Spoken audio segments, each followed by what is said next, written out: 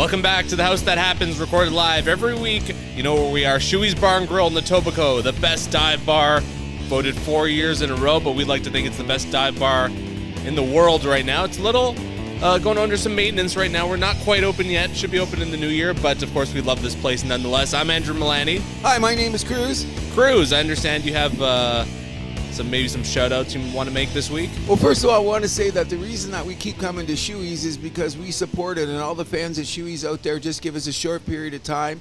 Serge is going to put the place back just the way that you love it, except for, what would you call it, pristine washrooms. Yes. Is that the word? It's been an interesting week in sports, but before we start, there's just a couple of things that I get involved in because, you know, I've been off work for a while. We don't need to talk about it. Yes, I'm getting better. Thanks for all the people that are asking.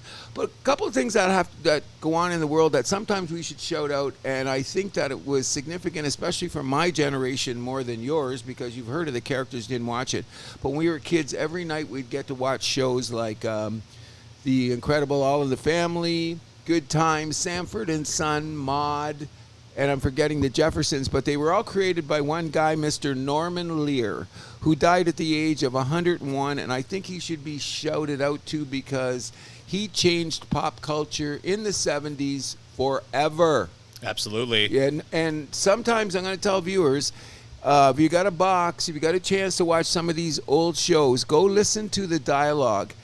These shows would not even get in beyond the pilot stage in this social justice engineering world. I would say with the exception of one. What's that? South Park. Oh, yeah. And Family Guy.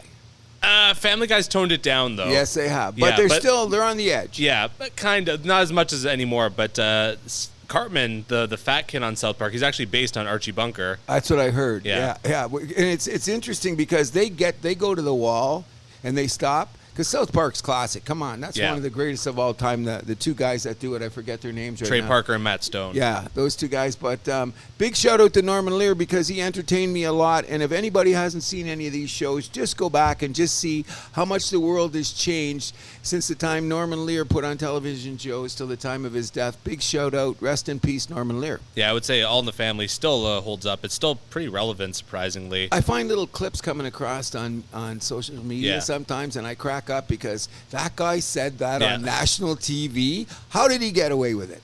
But speaking of national TV, I got to do one more little shout out because it's not a big deal, but if you watch shows, like if you have your favorite show, come on, everybody that knows me knows that I am a PTI guy.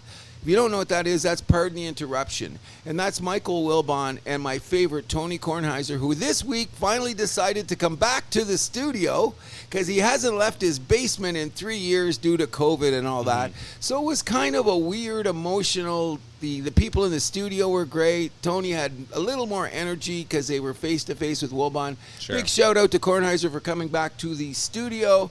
And just keep doing what you're doing, buddy, to the day you die because we love it. Absolutely, and I have a couple of shout-outs I want to make myself. So, Massimo, happy 30th birthday. Welcome to the Dirty 30, buddy. We're going to celebrate tonight, actually, at your condo building. Looking forward to that. Should be a lot of fun. Happy birthday, buddy. And then a proposal, an engagement for a couple of my friends, Rob and Jess. Congratulations. You're not really telling anybody, so I guess it's up to me to spread the word. So, happy engagement. Robin, Jess. And Jess. Hey, you guys, you're going to have 3 kids and live happily ever after. There you go. You know what I mean? Big shout out to all the people getting married because I'm still common law because my wife won't marry me. She is my wife, but she won't marry me. It's usually the guy that doesn't do it. I'm the guy going, come on, when do we get married, dear? She says, really? Are you kidding? You know what I mean? Only been with her for 22 years, and we're still not married. Well, your common law, it's basically the same thing. Big shout out to the marriage the proposals. That's great stuff. The next party will be your reveal party. Yes, absolutely. You know But, Cruz, I understand you have a quarrel, maybe, if you will, about the state of sports nowadays. Would you like to elaborate? Okay, well, I'm just looking at it because, like I said, I watch a lot of shows lately. And one of the things that I really wanted to get at, too, is I'm thinking to myself, how is sports treating the fans? Okay? What that got me thinking about is you see different personalities on TV and stuff. And what it got to me, and I seen it at the press conference at the time, but Staley, the coach of San Diego, who's definitely not going to have a job at the end of the year. He shouldn't. Mind you, I said this time last year. So I mean, okay, who so knows? he's done his job. But anyways, during the press conference after the 6-0 great game with New England, this guy had the unmitigated audacity to stand before the microphone and said, "I don't care what the fans think." I went, wait a second. So I thought that was kind of weird because he was taking a lot of grief at the press conference. You know that. Well, it's been like that basically all season for the Chargers, right? So, oh yeah. And I mean, to be fair, it's not his job to do what the fans think. What's the line? Like you listen to the fans, pretty soon you'll be sitting with them. Okay, I agree. But here's the thing. I think that should be unwritten. Because I seen the press conference and I go, that's odd to say. Well, a couple of days later, and I was never a big fan of this guy, but now I'm really growing to like him because his perspective on things. And that's J.J. Watt, former Houston Texan. He's on the former defensive end. Defensive end, one of the best of all time, first ballot Hall of Fame when his time's up in 2 years. He came on the McAfee show and he said, if we don't respect the fans, we have nothing. He said, we're playing kids' games. We make bag loads of money. Mm-hmm. And no matter what you think or what you say, you should be huge respect for the fans because what do? They pay the tickets. They put on the TV. Now, everyone says the sponsors, the commercials, the corporate stuff and that. But who are they trying to draw in? The fans. The fans. So who's watching the commercial going to buy the products? Mm-hmm. The fans. Who's going to put the ratings up on a good show on a Thursday night or a bad show and the ratings doesn't go? Who drives all of this? It's the fans. And we here on The House That Happens, where we preach, we're looking always for the highest level of competition. The people that are watching the highest level of competition are who?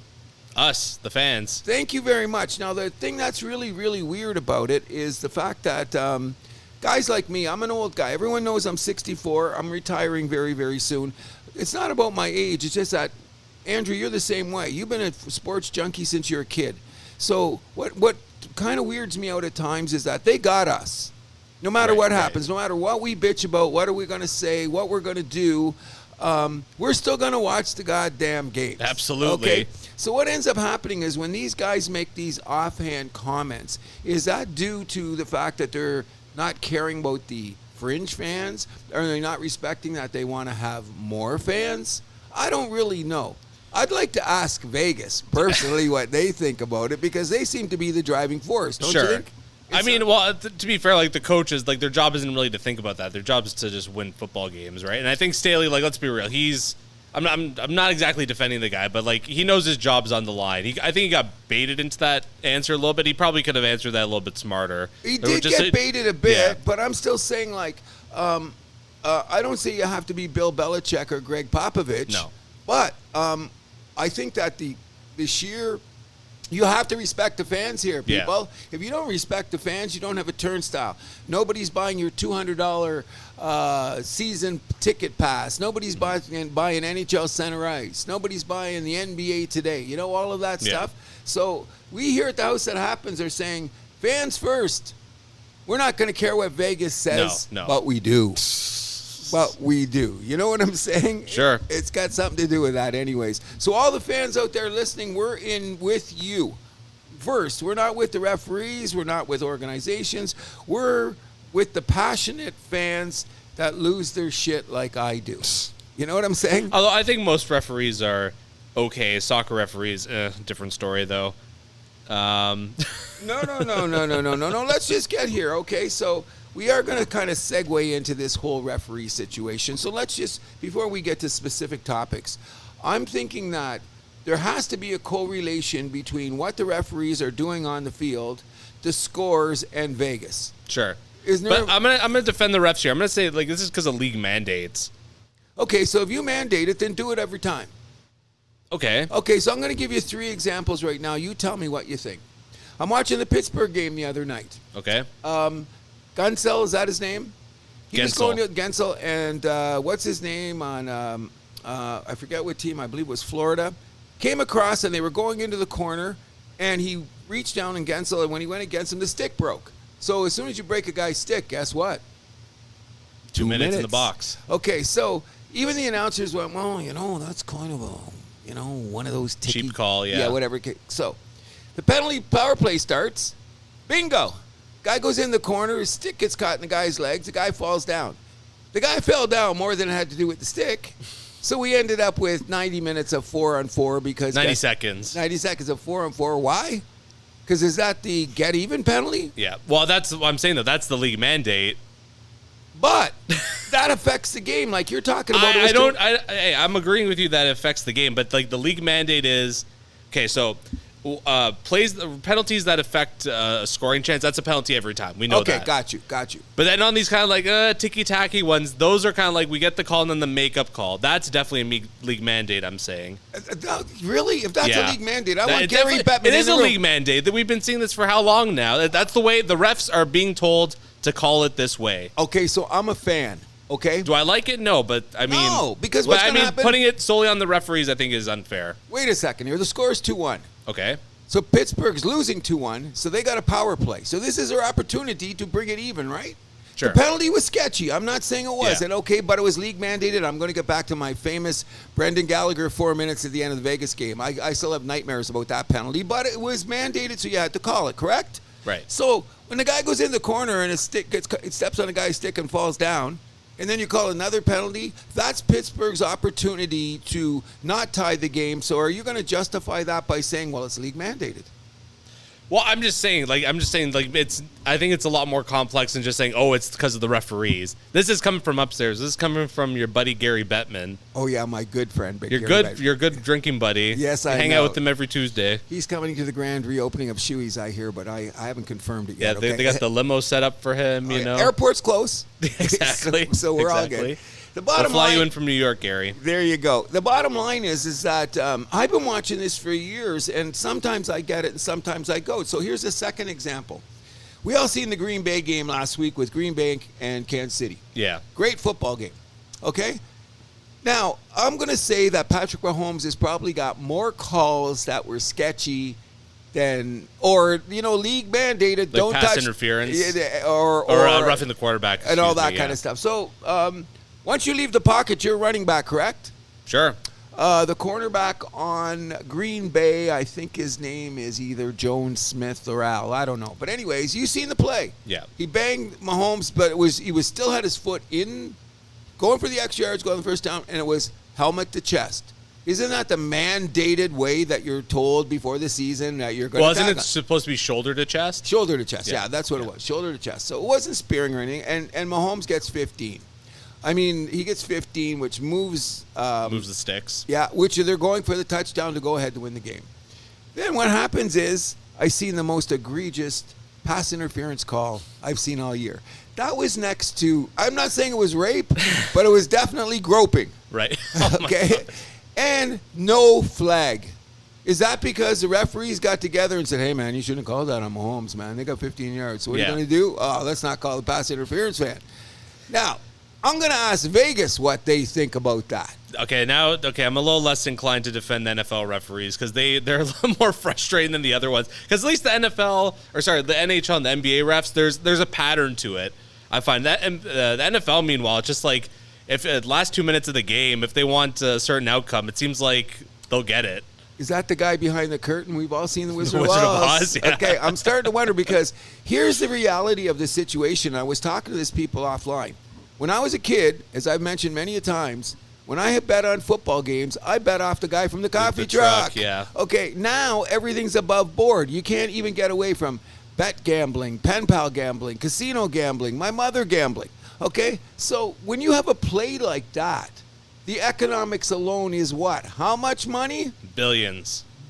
So a B. With a B. So we've all seen that one time on ESPN where they showed the inside of the room at Vegas. This is like next level space shit and whatever. Sure. Where they control every sport from every angle at all times. And they got buttons. I just hope there's not a button in a referee's pocket that goes off and he becomes like a, well, I doubt it's direct. It's probably like to a guy who has a line to the referee, you know? That shouldn't be going on either. That's what I'm saying. So I'm money gambling. Let's just say this. I'm a gambler, but I'm not a big gambler. So let's just talk about tomorrow. Yeah, same here. Okay, so my budget tomorrow will be $30.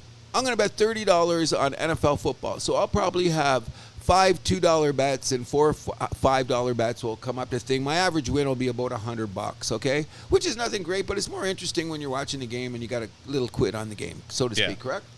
When I see that pass interference call, I got Kansas City. That's what I'm thinking. I got Kansas City. You know what I mean? Yeah. So my take on the matter is, how much are you not only affecting economics, but you're jacking some fans? Now, it depends on what side of the fence you're on. Absolutely. They could go both ways. That's what I'm saying, and that's what drives me nuts. I want it to be a little cleaner. Right. That's all I'm saying, is a little bit cleaner. Can we get back to that? Now, here's the third thing I brought up, and I told you this offline. In the NBA and the NFL, on every play, there's a foul or a penalty.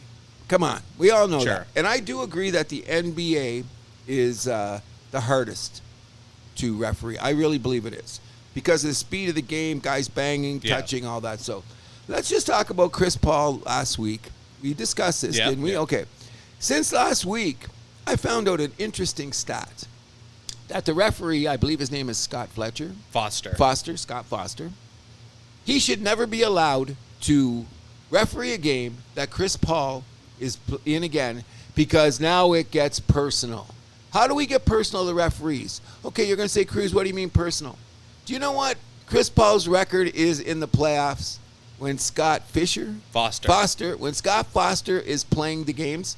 It was 3-17, I believe. 3-7. Okay, is that a big enough sample size to you to say, wait a second here? And what did Chris Paul say at the press conference when he got thrown out? Now, Chris Paul was an idiot for going as crazy as he was. But I don't think the bottom line is he wouldn't have done this with any other referee.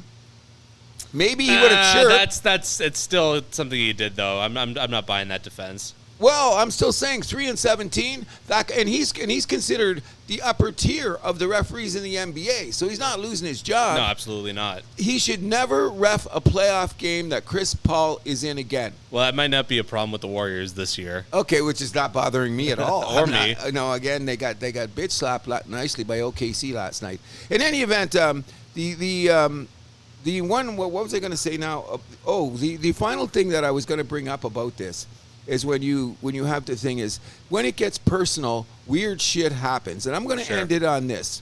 Did you see the LeBron James and Yuma Koda Houston coach on the sidelines when they both got tacked? That was weird. That's personal. He got into their business, okay? All that happened is the coach said something about LeBron using the B word, and LeBron went over and said, "What are you calling me?" And the ref, now, the jawing between players is part of the game. Sure. Okay, so what does a referee do stepping in?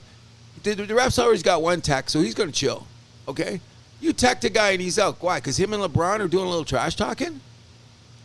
I don't know. That's something like, I don't know. Okay, do the fans come to see referees? No, of course not. Okay, so what I'm saying is no one's wearing a Scott Foster jersey to the game. I never seen one of those ever. So I'm just saying, fans, when you're watching the game out there, not that I'm being cynical. I'm being ultra cynical. Because I'm starting to say that before it was kind of cloak and dagger, but with the event of social media, all the outlets, things like we're doing right here, right now, exposes more of the things that we say Vegas is controlling. Oh, sure. And Vegas is not supposed to be controlling things, are they? They're not supposed to be, but...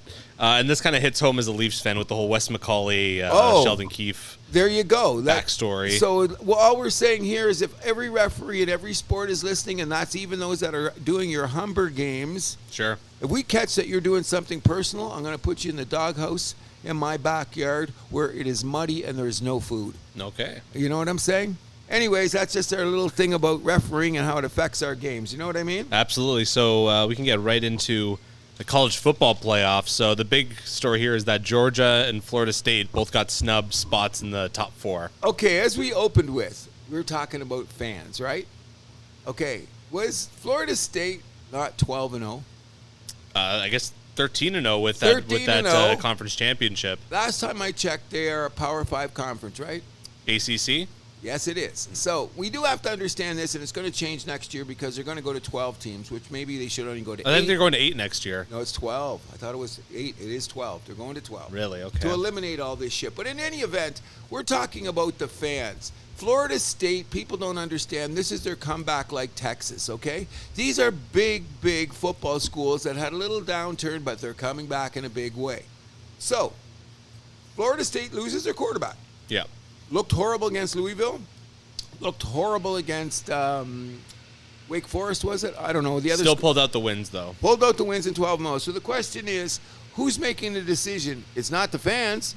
No, it's they have like a panel that does it, right? Okay, but aren't we trying to placate the fans when we tell them if your team goes undefeated, you're going to get a shot at the whole game? Well, we also don't want a repeat of the TCU situation from last year where they just got smoked in the finals. Okay, but that's bad for all the fans. Okay, but they did beat my Michigan team, which just had a horrible game. That was a weird game. Well, it was weird, but okay, so TCU gets on. I think that what had happened when they were in that room, first of all, what is probably one of the most iconic sporting venues in college football? I believe it's the Rose Bowl. Oh, absolutely. Okay, so who's playing in the Rose Bowl on New Year's Day? Alabama and Michigan. Do you not think that the people in the networks are just frothing at the mouth?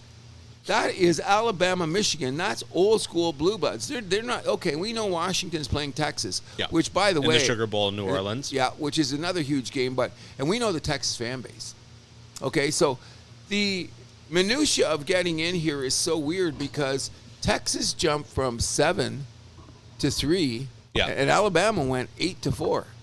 In my lifetime, I've never seen this happen. But here's the one thing you had to validate: no SEC team in the tournament. That's never happened in the history of the playoffs. No. You know what I mean? And then, like Texas, they won number 1 in the Big 12, right? So yes, and they killed Oklahoma State. But now they say it's strength of schedule.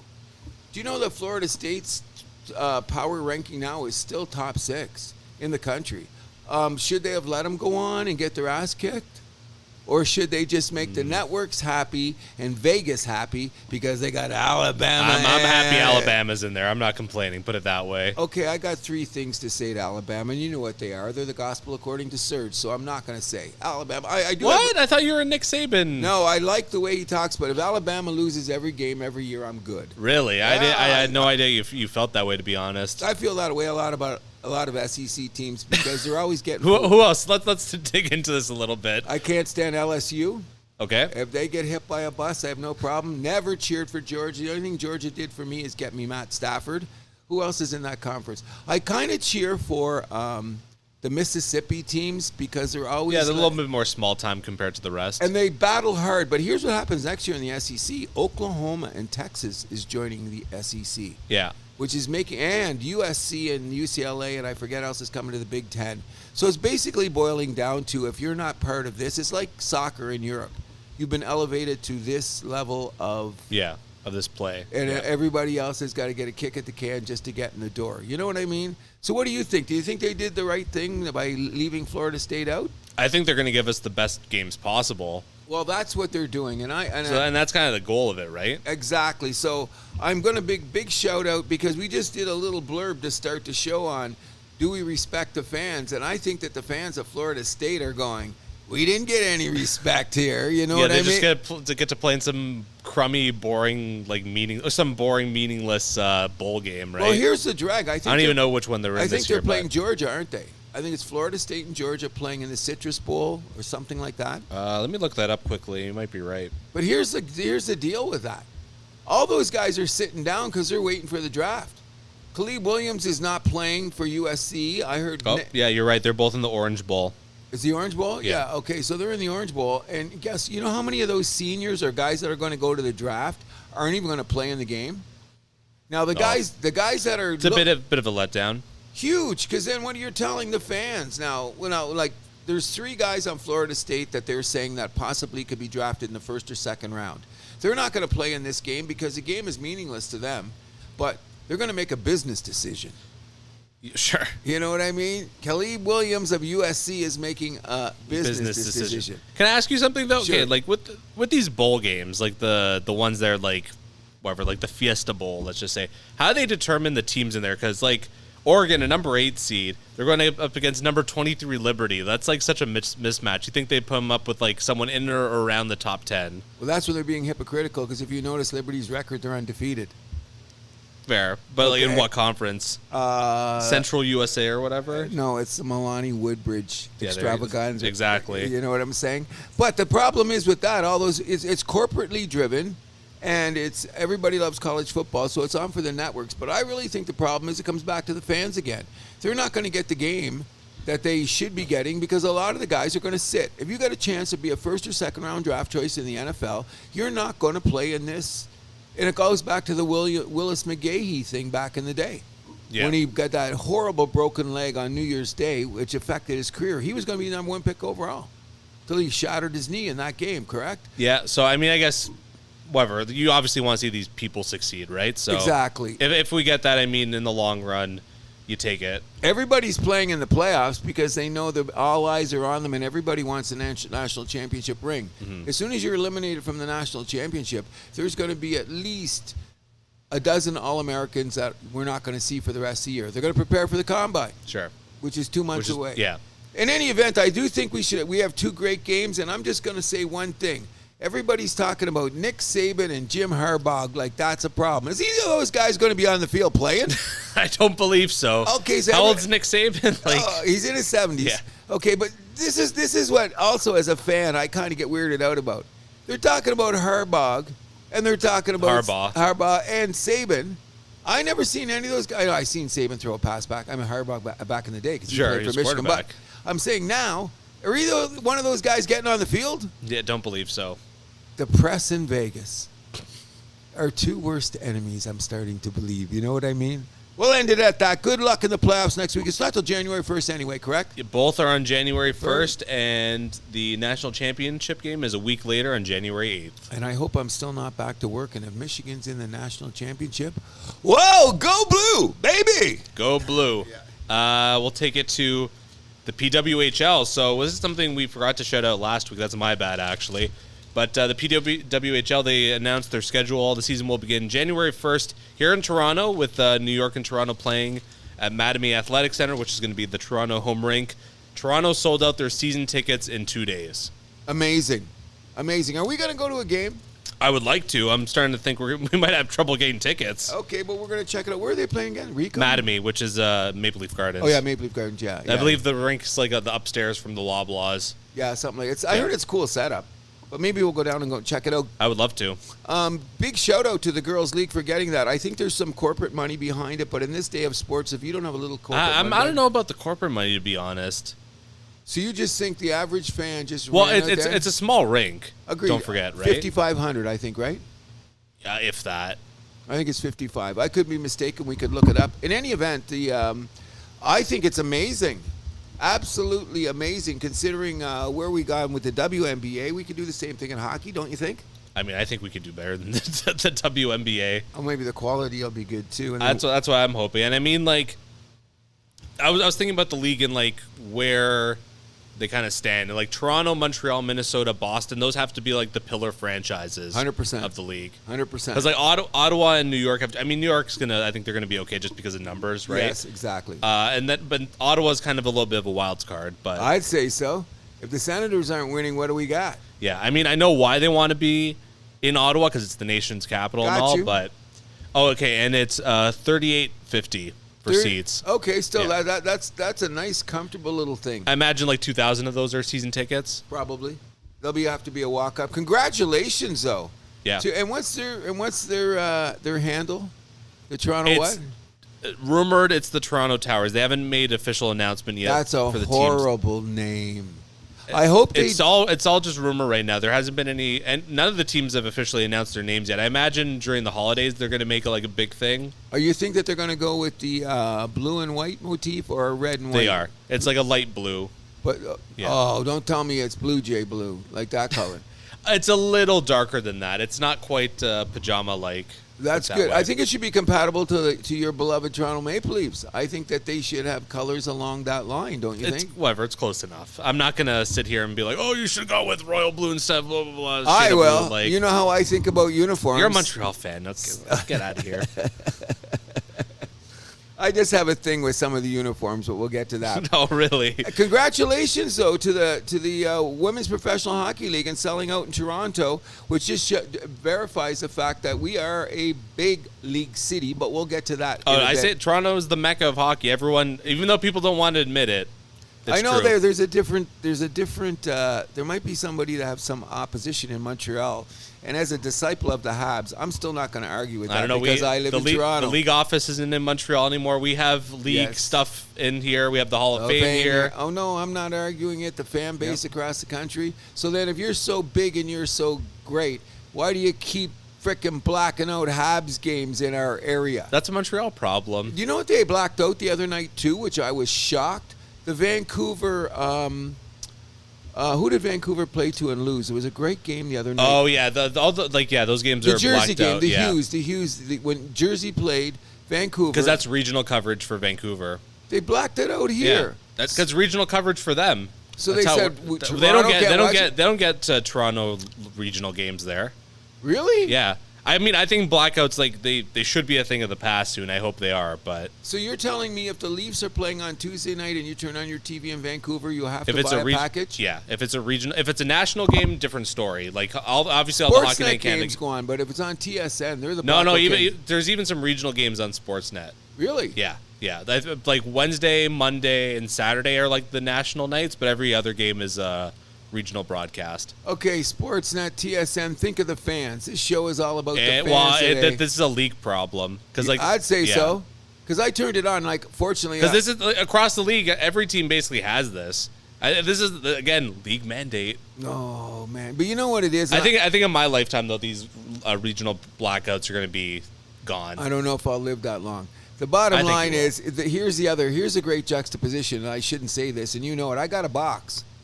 Okay, and on that box, I'm finding the Hab games on other networks, finally. Like on the pay-per-views and stuff like that. The other night after I talked to you, it took me a while, but I found L.A. and Montreal, which I wasn't happy with the game. But the fact that I found the game, and I was shocked because I thought, the Hughes brothers, Vancouver, why couldn't that be national? Because they're American kids? Like, that's three brothers playing in the game. I think sometimes it just works out to, like, it's on this night, that's not a national night. Just sucks. Anyways, I found the game, and it was a great game. It was a 6-5 game. We'll continue. It was. We'll take it from the beginning of one league to the end of one's career. Big shout out, big shout out to Canadian sports royalty. Christine Sinclair playing her final game for the national squad. The all-time leading scorer, 190 goals. I was looking at the leaderboard. She's going to hold on to that record for a long time by the looks of it. I believe so, too. She's had a long career. Isn't she in her late 30s? 39, I believe. Okay. Anyway, I want to have a huge shout out to Scotty Barnes. Before he started the game, he came on the court in a Christine Sinclair. Yep. So that means he's Toronto, Canada. Oh, she's 40, by the way. Excuse 40. me. God bless her. Yep. Anyways, that's a huge shout out when a guy like Scotty Barnes puts on a national team jersey with Sinclair in the back. I was just ecstatic. I meant to mention that last week, but big shout out to Scotty Barnes. Congratulations to Christine Sinclair, but I got one little caveat I want to throw in there. Do you think she's leaving the organization happy? Probably not. And why wouldn't she be happy? Upper management, sir. Do you think she got a payout in that deal whenever all the chaos went on? There was a rumored payout. I'm not so sure. I haven't done a deep dive into that. Okay, so we know what the catastrophe was, which was the World Cup performance. Yes. Okay, after an Olympic After an Olympic gold win. Okay, so I don't want to rain on Christine Sinclair because I think it'll be generations before I have a player of her caliber again. However, when this shit hit the fan, she was one of the loudest. And then when they went back to play, we didn't hear so much from her and a couple of the upper echelon players. We heard from the lower ones, which leaves me to believe that money changes everything. Sure. You know what I mean? Sure. So Let's not leave that in a sour note, though. I mean, Christine Sinclair, like, she's up there with, the Wayne Gretzky's, the Kaylee Wickenheiser here in Canada. If someone said top 10 all-time sports athletes in Canada, if you started at number 10 as Christine Sinclair, I can live with that. Maybe even higher. All-time women's leading goal scorer internationally. Come on, that's huge. That's huge. Mega to the average fan like me who doesn't watch enough soccer. That's incredible. Big shout-out. Big shout-out from the House That Happens. I hope you have whatever you're doing after soccer is just as successful as you did on the field. I hope she comes back to Soccer Canada. I hope she does, in too. some sort of role, whatever it is, whether it's coaching or management or I don't believe whatever. it'll be tomorrow. I don't believe so either, but, give it time heals all. Time heals all. Sometimes. In this case, I think it will. Okay. Actually, I want to just do a quick little shout-out. So we've all seen the pictures of Brock Lesnar's daughter. She's a shot putter for Colorado State, I believe. I think it is. Genetics. Yeah. Genetics. Okay, all genetics.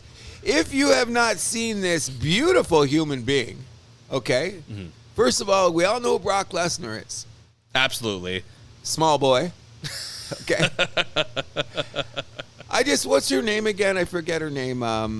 I looked it up now. I forget it. In any event, I will give it genetics, but there's a lot of work to put into a body. Oh, absolutely. Like, I'm just saying, I'm not saying that anybody knows. Maya Lesnar is her name. Okay, Maya. In any event, we all remember the famous Earl Campbell calves from one of the greatest running back of all times. I can only say that she's got Earl Campbell light thighs. Sure. Do you see that woman? She's built like the proverbial brick shithouse, and she's winning. Absolutely. And she's winning, you know what I mean? I wonder if they're going to find some kind of marketing tool that will get her into the mainstream somehow. I wouldn't doubt it. I'm not doubting it either. I mean, she's got the appeal. She's got the genetics. She's got the old man. You know what I mean? Could this be like in another way? Like, is he still living in Winnipeg? I believe so. This is kind of reminding me of like when I first heard about who I think was a complete fraud, Ronda Rousey.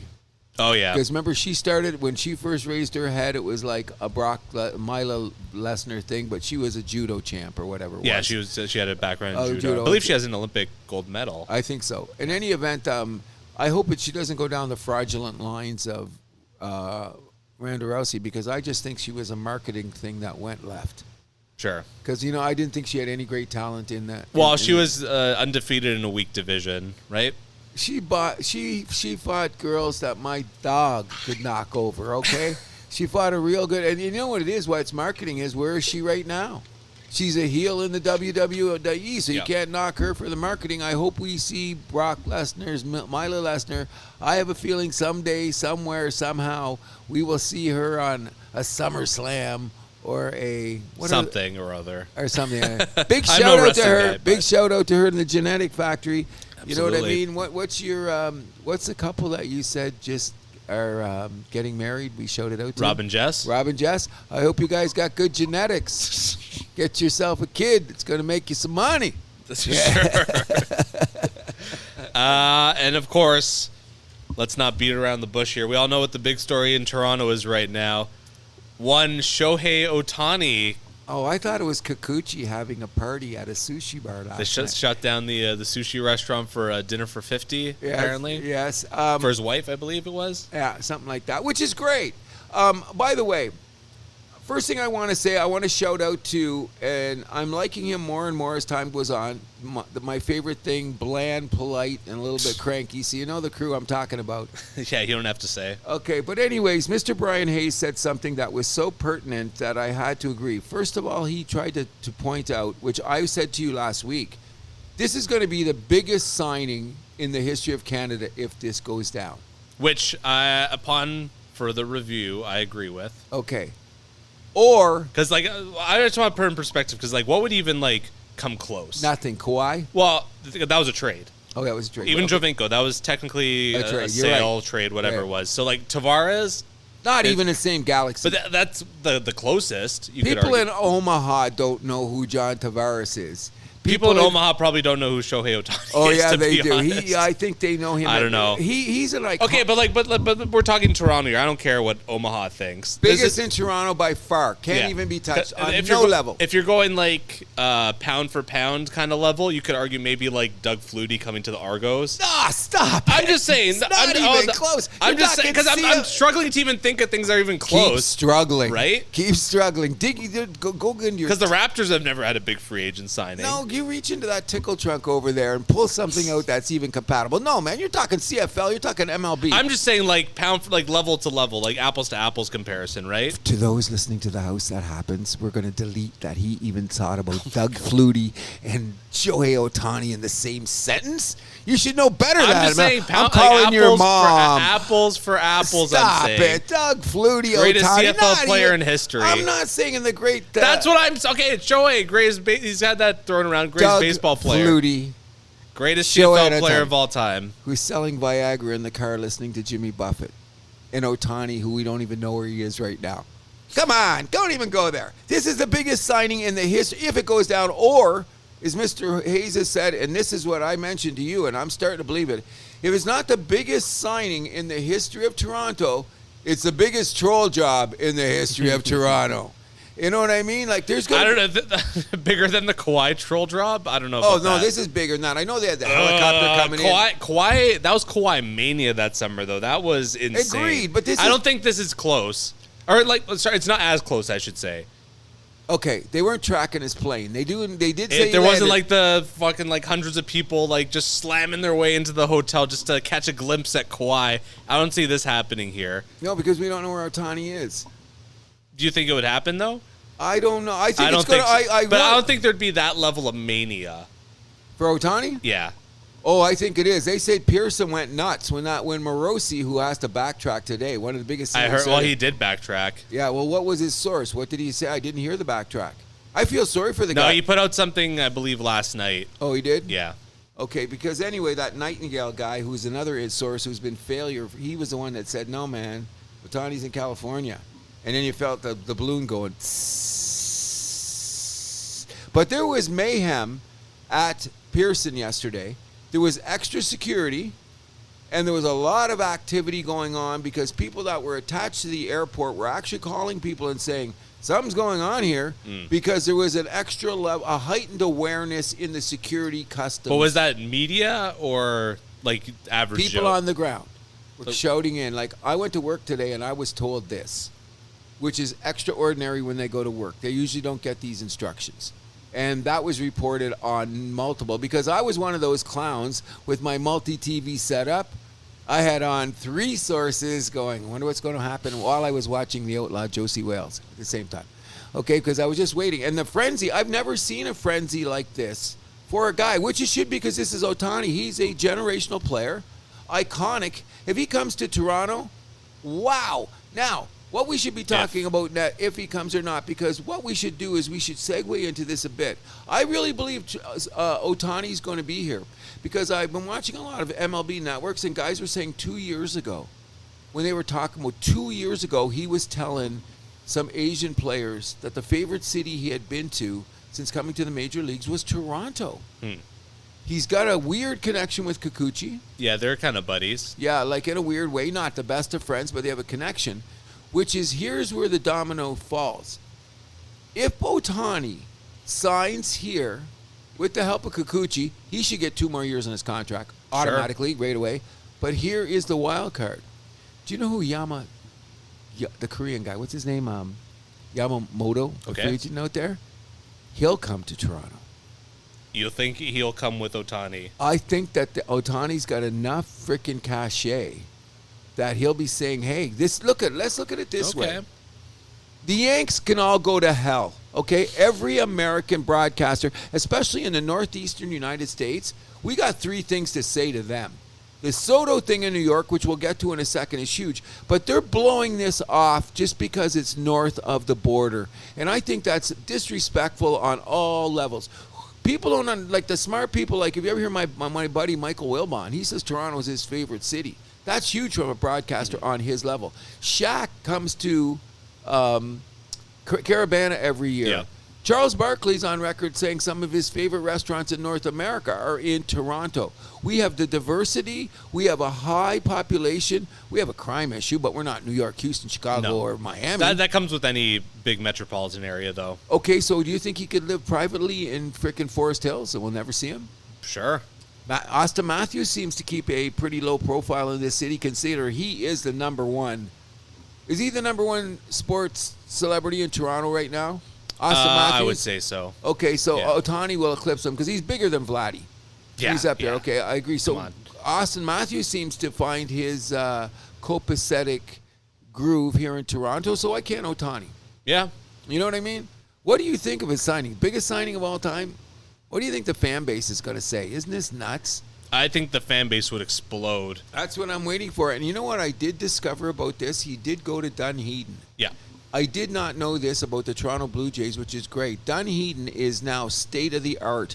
There is no facility in the major leagues baseball that are as fine as Dunedin. Now, I heard they redid it. But when I seen the tour, when they were showing what's going on in Dunedin, because what do we care about Dunedin? It's freaking preseason. It's exhibitions. Well, but don't forget, a lot of guys get sent there on conditioning stints, right? So they better have top-of-the-line equipment. Top-of-the-line everything. Top-of-the-line catering. Yeah. But because that's the point what the Rogers and the Blue Jays are trying to show players. We care. Yeah. We've provided this facility. Well, that was a big thing.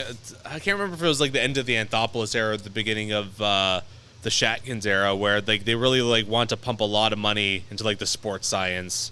Which stuff they did. Here. Yeah. Which they did because they said that Toronto was less than like Dunedin was like Lake, whatever it is for the Tigers. Like these facilities were good for Henry Aaron and Willie Mays and Mickey Mantle. So I guess they had to do a little upgrade to doing that. But we do hope that Ohtani's here. We're getting a little tired of it. I still think we're the front runners due to what Toronto has to represent. He's an international icon. Yes, he is. Okay, and Toronto is an international city known that way around the world. I think it's a match made in heaven. I think there's a West Coast city that also has a pretty good argument to be made, can though. I say to them, guys, Dodgers, eat my shorts. I'm sick of you guys too. But, which leads me to believe, if we don't sign Ohtani, what's going on with the Blue Jays? We'll just handle this really quick. What's going on with the Blue Jays? So that means we had a bag load of money that we were committed to because the number was $500 million, and I heard Toronto put it to $600 million. Okay, so we'll accept the $600 million thing. What I'm saying is this: if we fail with Ohtani, there's a little team down in New York State who have an iconic tradition called the New York Yankees. Do you see what they've done in the last week? They just added Juan Soto in a big 7-player blockbuster this week from the Padres. Not only that, they got Verdugo from Boston, which shocked me. Oh, yeah, that's right. So now look at the outfield on the Yankees compared to last year. And not only that, here's the kicker. The Grisham guy that they threw in San Diego, they think he's a throw-in? He's Varsho light. He's one of the best defensive outfielders in the game. So not only that, the Yankees have that guy that can come in late in the game to cover defensively for that guy that's not there. Not only that, the Yankees have signed 3 relievers, and they got a bunch of young kids that are going to have their next year better. We've got the Baltimore Orioles. Well, they hope it's going to be next year better. It doesn't always work out like that. I think their shortstop, what's his name, Volpe or whatever? Yeah. I think he's going to have a breakout year. He looked pretty good last year. So my point is this. Baltimore is already the defending champion of the Eastern Division. The Yankees have made some moves, and they're not done because once the Ohtani comes down, do you see the list of outfielders and the list of relievers that are left? We already lost Simber. And well, I'm not saying, but our bullpen is shaky. Now, if we don't spend this money on Ohtani, I think we should throw caution to the wind. We should pick up there's 3 relievers that could get you money. We let Rodriguez go from Detroit. I mentioned that was a guy we should take a shot at. Right. Let's go take a shot at Montgomery.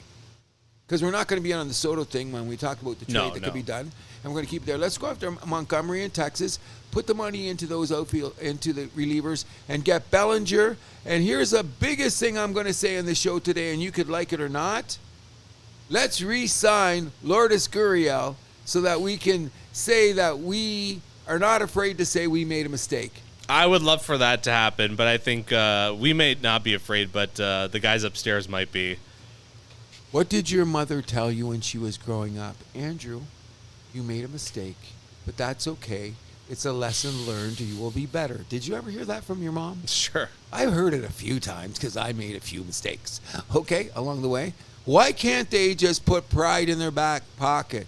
You know what Marcellus Wallace said? That's pride fucking with you. Okay, put that pride away. Because what's going on here is Gurriel would fit in on this team. Because Kiermaier isn't signed yet, is he? He's not coming back. Okay, so if he's not coming back. Varshow's going to be our center fielder. Okay, and we still got Springer.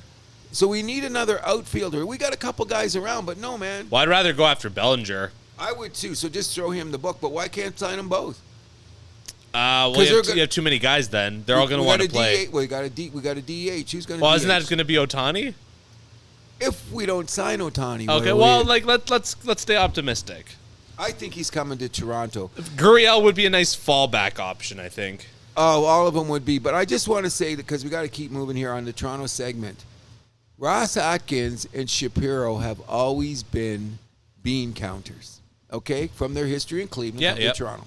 Now they've got an open book in Toronto with the Rogers money. How can you go on MLB Network? Ross Atkins, I heard him saying the value of Varsho and Kirk and what they contribute to the team. That was a joke. Kurt did hit 20 home runs, didn't he? End up hitting 20? I don't think he hit 20, but he did have a good second half of the season. He had a mediocre to mid.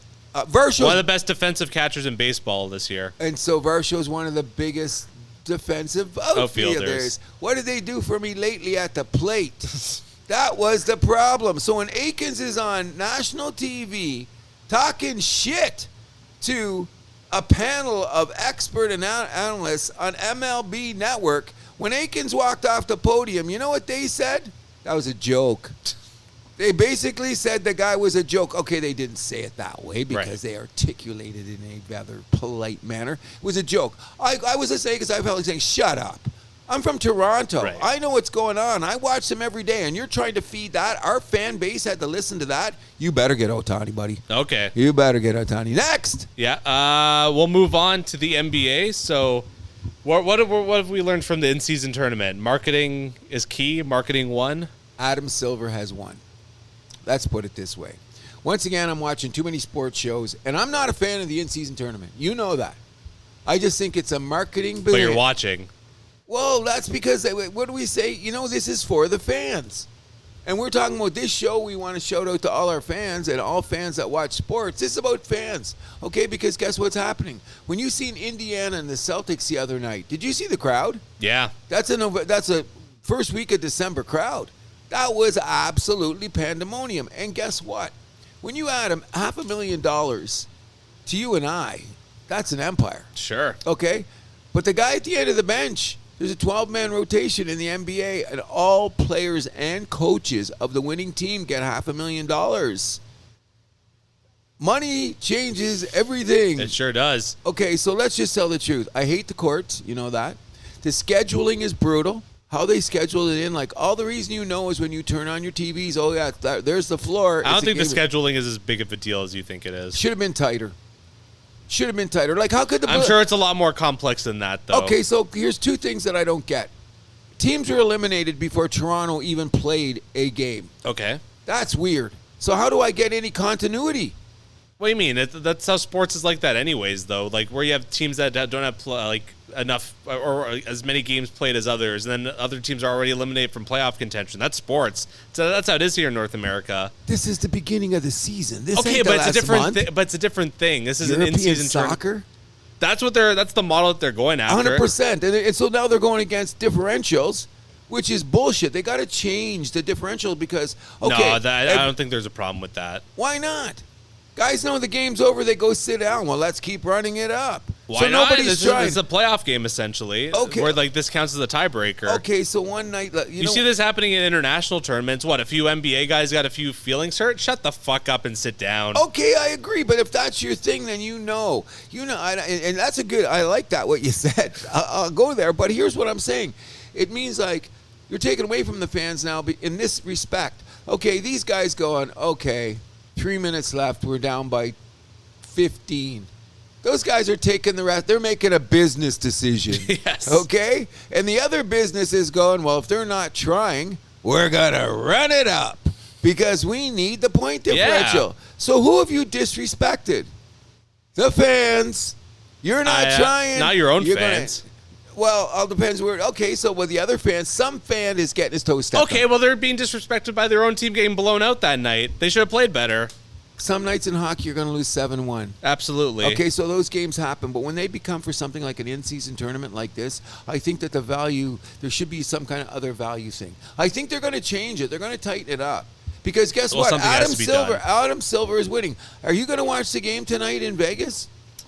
If I would like to. I got the PVR running because here's the big thing about this. The key to it, and we have to shout out to him in so many ways, is the king has spoken.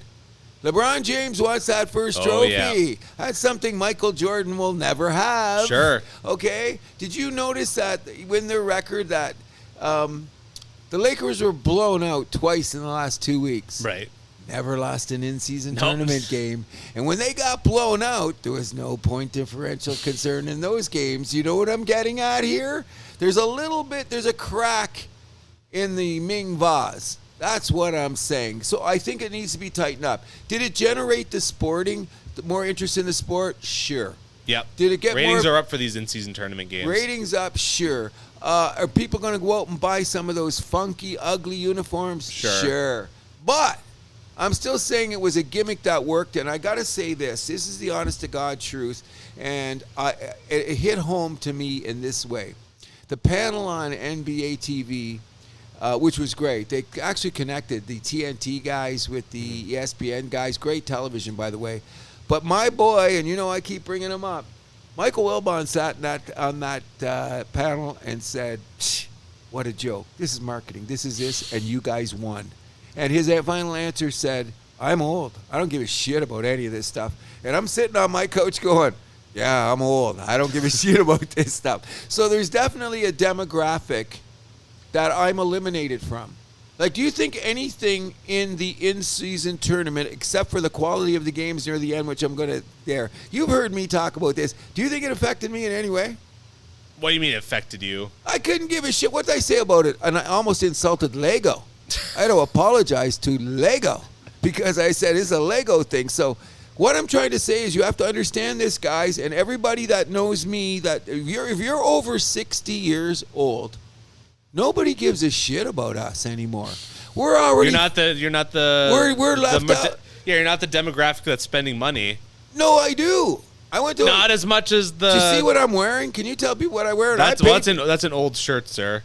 It's about 10 years old, but still, I bought this. The point is, it's like the 18 to like 35 demographic. 40, 18 to 40. They're the ones that are the big spenders. Okay. That's who that's who the advertising people are going to. Okay, and then you got the next crew that's 40 to 60, because in this way, a lot of those guys have got kids that are starting to come into their teenage years or grandchildren, which should be me, and so they're going to try to get them to buy the gear for the fans that are coming on. But my point is this: I'm already going to watch. They own me. Exactly. They own me, so I should just shut the fuck up is what I have to do. I don't want to. It pisses me off. And it's been some great basketball here, especially in the knockout stages. Let's be real. I've watched all the games. I'm guilty, so I'm sounding like a hypocrite. But I'm a basketball fan. Some of the quality of games have been brutal. Yeah, there's been some lopsided ones, but I will say I do like the floor in Vegas. I think that's the best one. I think I made this clear the last show where just have the stripe down the middle for like every other team, but then the one in Vegas, that's when you have like the blue and red, like the funky one. I think it's the best looking floor of them all too. I think Raptors came in pretty close, but a lot of them were just bad. Brutal. The bottom line is it's going to be a huge game tonight. It's a historic game. LA versus Indiana, we should preface that. Yes, it is. And Adam Silver won.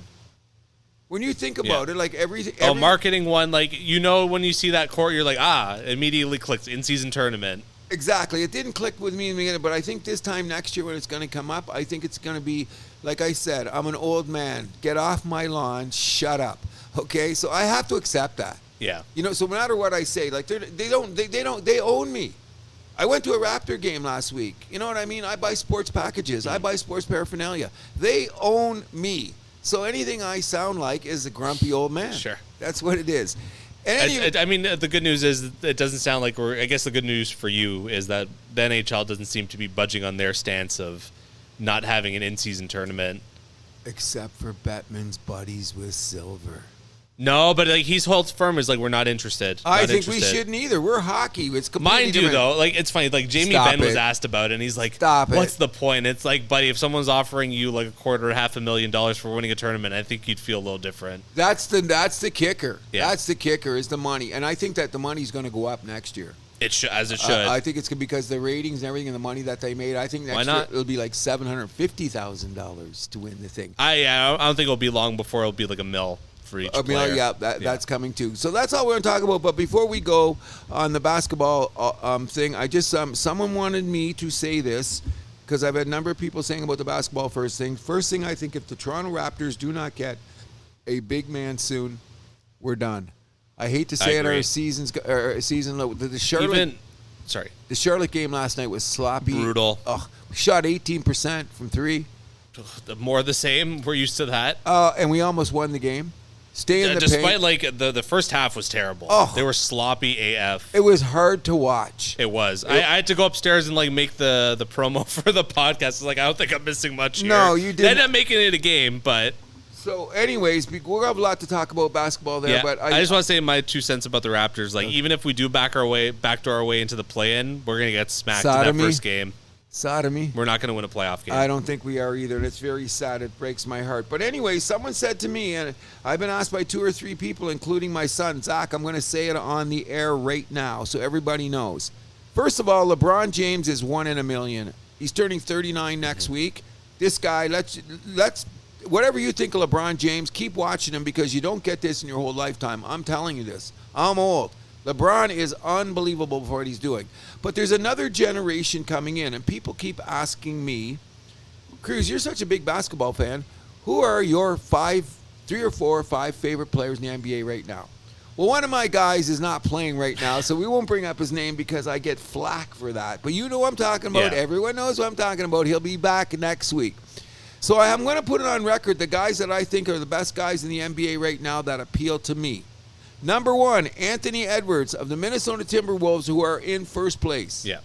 Number 2, Shai Gilgeous-Alexander, who Oh my God, you butchered that name. I always say it wrong. Shai Gilgeous-Alexander. Whatever. We know who he is. He is number 2, and DeAndre Fox of the Sacramento Kings. Okay. Those are the 3 guys. I'd like to throw in LaMelo, but the guy's injured again.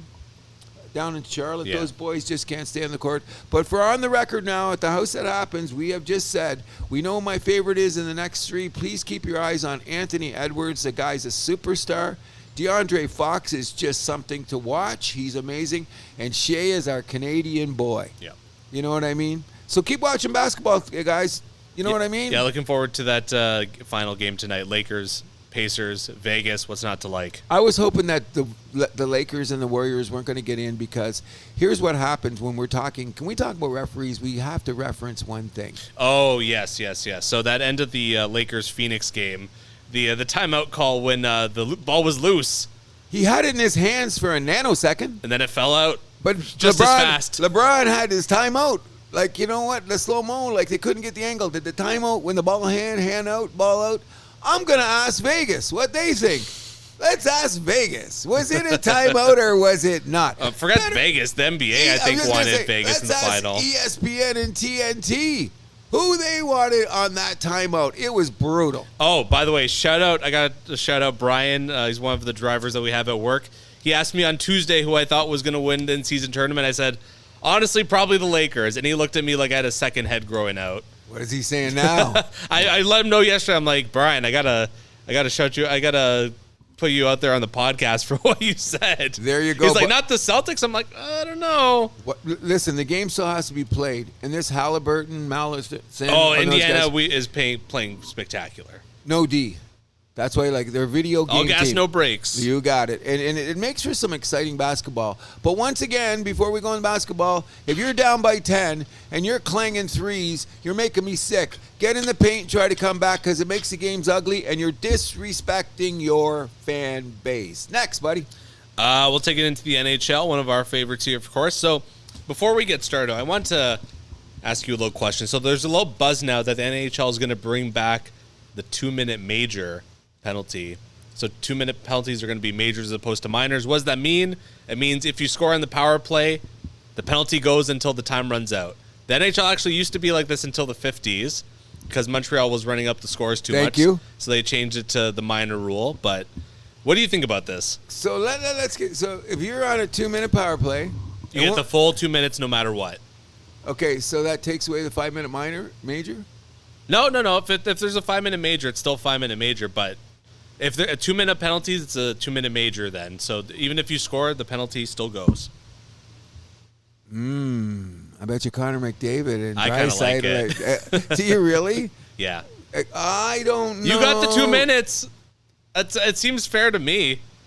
There's rumors too of them even like taking like where you can ice the puck even if you're on the PK. I'm not so sure about that one. I'd rather just like baby step my way. Let's try a 2-minute major first. Okay, the 2-minute major. That's who they are directing this at. Not me, because I'm old. So that you don't want to see more goals? That's you young people. You play video games. You need more action. You need to see shit happening. You don't want to see a 1-0 game. Well, that's not. This isn't just the younger generation thing. This has been a hockey problem since the beginning of hockey. Okay, the lack of scoring. This has been a problem like every 20 years this comes up. I agree. So if you play good defense, and you're going to suffer for it. Is that what you're saying? That's not what I'm saying. Well, I'm saying if you take a penalty, maybe you should sit for the whole 2 minutes. Think about what you did. Oh gosh, we're gonna revisit this. I really got to think about it because I don't know, man. Like, okay, I don't like the being able to ice the puck when you're on the PK because you got to give the team that's shorthanded some sort of relief, right? Okay, so if they can still ice the puck on the shorthand, right? Yeah, they could still like just dump it down like from their own end, not have to worry about that. I'm fine with that.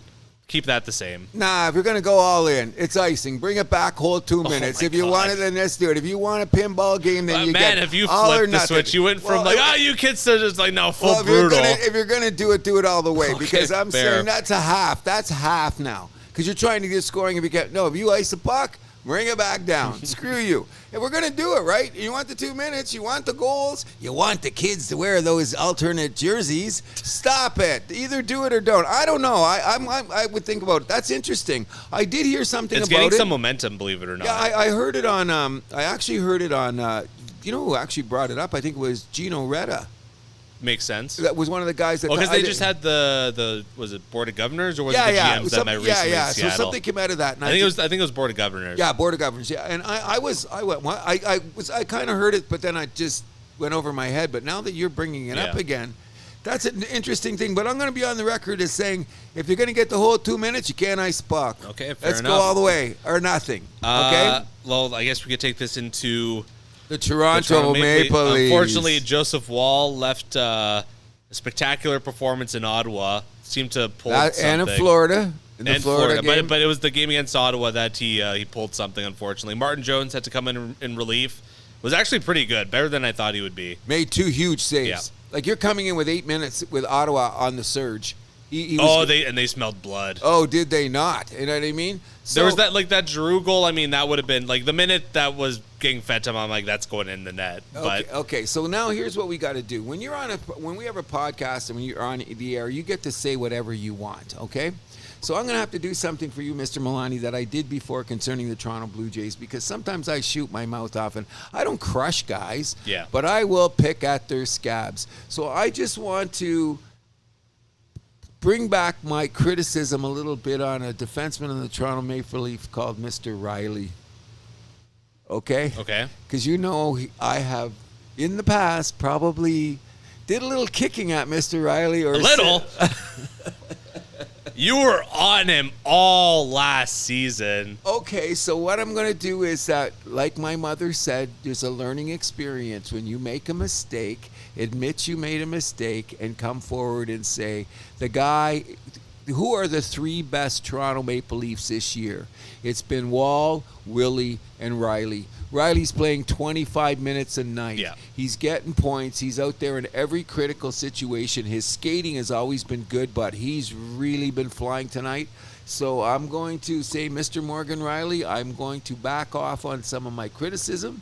Maybe you're over your injuries now, but he is playing top 10 defense in the league this year easily. He has not missed a step from the playoffs last year. No, he's been absolutely great. I think that your two guys you called up, we talked about this off air. Lagesson and Benoit. They have played extremely well. I think the third line on the team should not be touched. That third line is great, but I think it's time for the experiment to be over. And Mr. Keefe, I know your hair is going gray. Put Marner back on a line with Matthews. Yeah. It's time to put him back, don't you think? I agree. Nylander looks a little out of place because I find that Nylander and Matthews are going to the same spots. Yeah, they both want to score. Yeah, right? So they're going to the spot. So then what they end up doing is they start looking for each other instead of shooting the puck. Yeah. You know what I mean? Which is great because they're not selfish. Neither one of those guys is selfish. No. And I think that Matthews is a bit snake bitten. I think the media is a little bit hard on him. He's hit 3 posts in the last 2 games. I mean, how can he even be hard on Matthews, though? He's still, like, what, top 3 in goal scoring? Yeah, but he's... Or top 5, rather? Well, you can pick at it. He got, like, 9 goals in 4 games, and what's he done? Oh, my God. Isn't that how, like, every goal scorer is, though, in the league? Except for Ovechkin. That's no, he's maybe not this season. Okay, there you go. But because we had that discussion. I really think that you got to look at it this way. I still think Matthews, easy top 5 player in the league. He's just a little snake bitten in. Marner was at a sink. Now Marner's getting his act back together. Put them back together. So him and Nylander you can't go to the same spots. No. How critical is it that Woll's out? It depends how good the replacements are. I think it depends how soon Samsonov gets back, too. That kind of plays a factor, too, don't you think? Samsonov's a bitch. He's not my favorite. He's a little hot and cold. But I mean, he's got the talent. Everyone knows that. Okay, so since last year, what have I said about the guy? He just makes me nervous. What did I say at the beginning of the season? Okay, but he's better than, like, Martin Jones, wouldn't you say? We don't know. Martin Jones has played 500 games in the league. He's had stretches where he's pretty damn good. And Martin Jones has had some stretches where he looked pretty damn bad. So is Samsonov. Okay, that's but more like Samsonov is more that. I'm cheering for Martin St. Louis to take the job. Martin St. Louis. I mean Martin Jones. I'm hoping Martin Jones takes the job.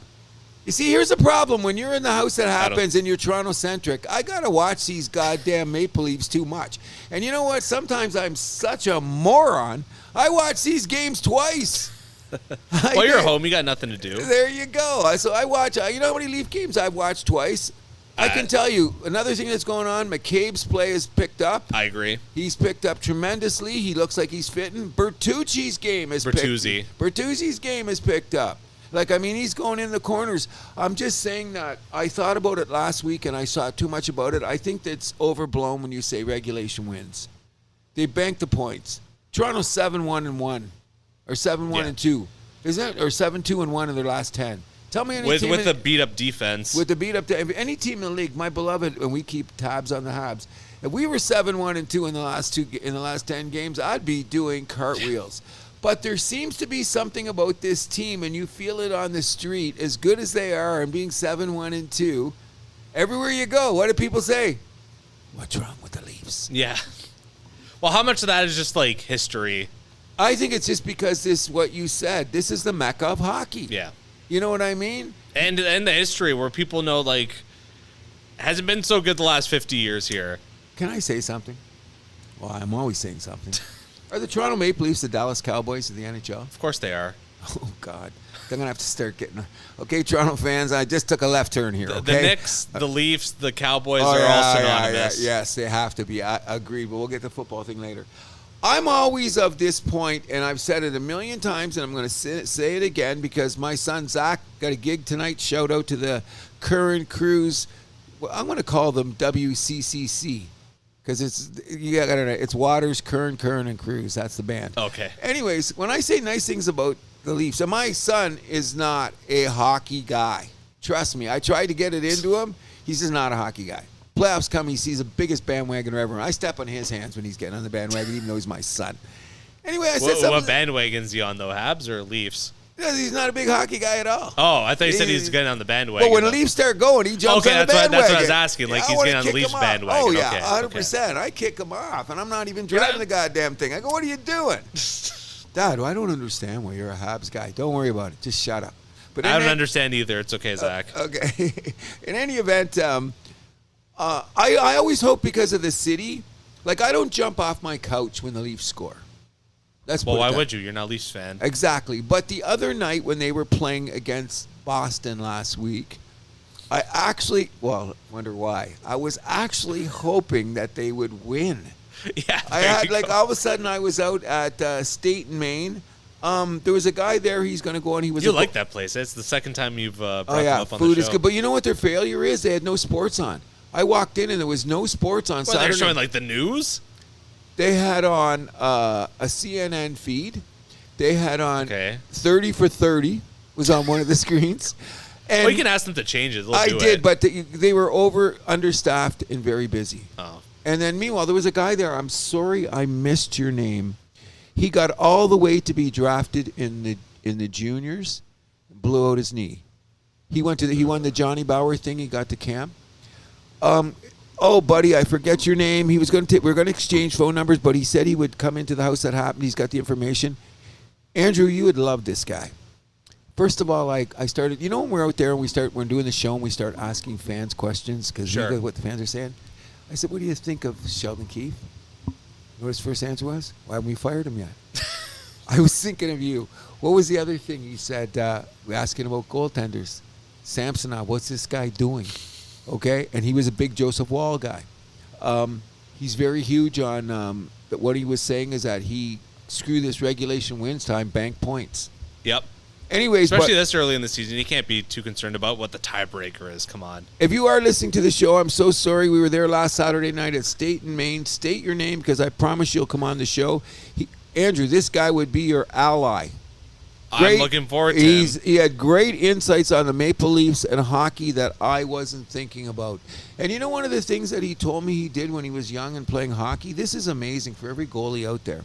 He came out one time for a practice, and his trainer had all white hockey pucks. I've seen that before. That's crazy, eh? Yeah. The first time I seen that was, I believe, they were showing Raycroft when he was playing with the Leafs. Like he was they were using white pucks. He was saying that started back when he was there because he's well into his 30s, I believe. And I thought that was an interesting thing. It was a different take on hockey. And we were talking about how the whole Toronto thing, like, how it's immersed. And we were both looking up at the screens and going, look, they got one screen behind us on the Leaf game on a Saturday night in Toronto in your state in Maine. Now, here's the funny thing.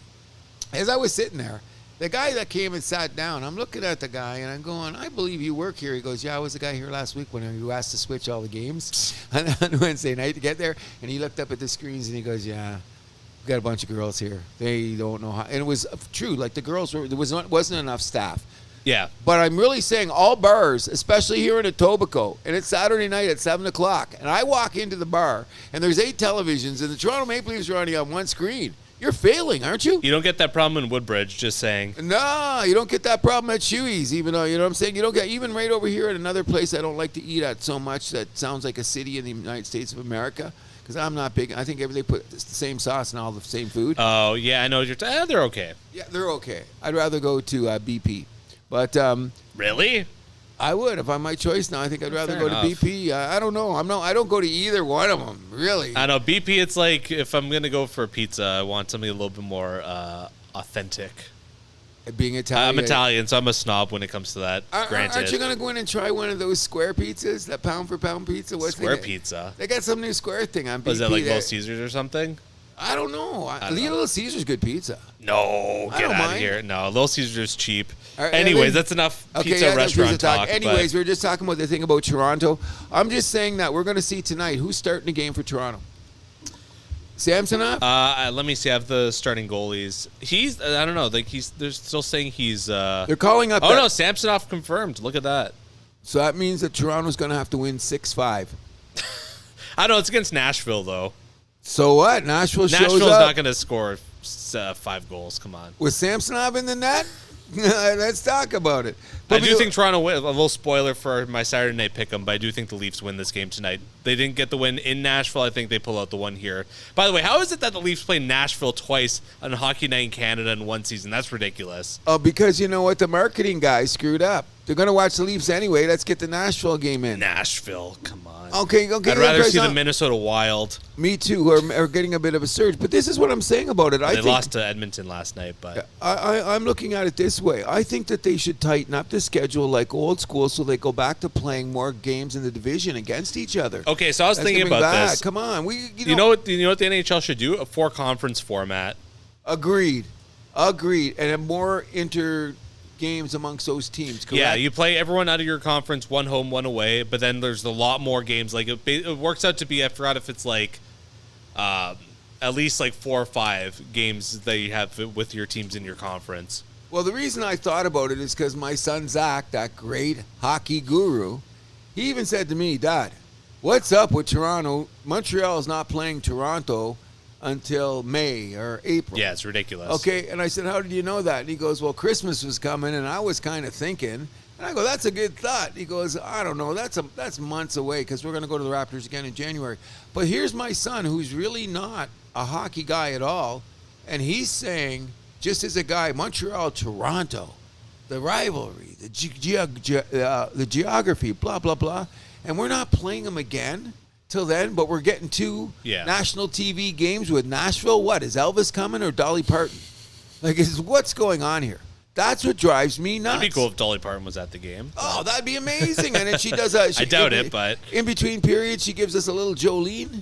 Oh, hell yeah. You know what I mean? Rock it up, Maybe she'll wear a 9 to 5. Little 9 to 5. Let's kick it up. But before we get off that, it's interesting that my son, who is a non-fan, brought that up.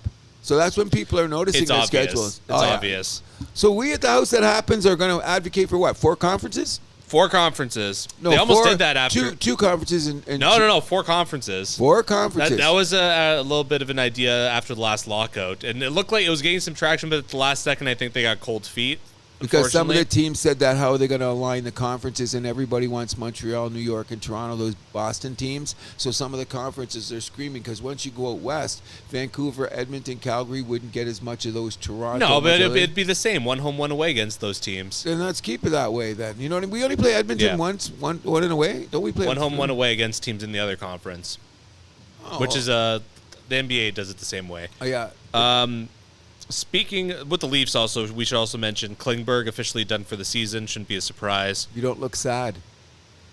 You don't look sad. I hope. Speedy recovery. There's some obvious injury issues there. It wasn't going to work. Let's just say speedy recovery. Absolutely. I'm cheering for the human here. I liked Klingberg when he played with Dallas. It's just like there's been a lot of injury issues piling up. It looked like. Did he dull his skates?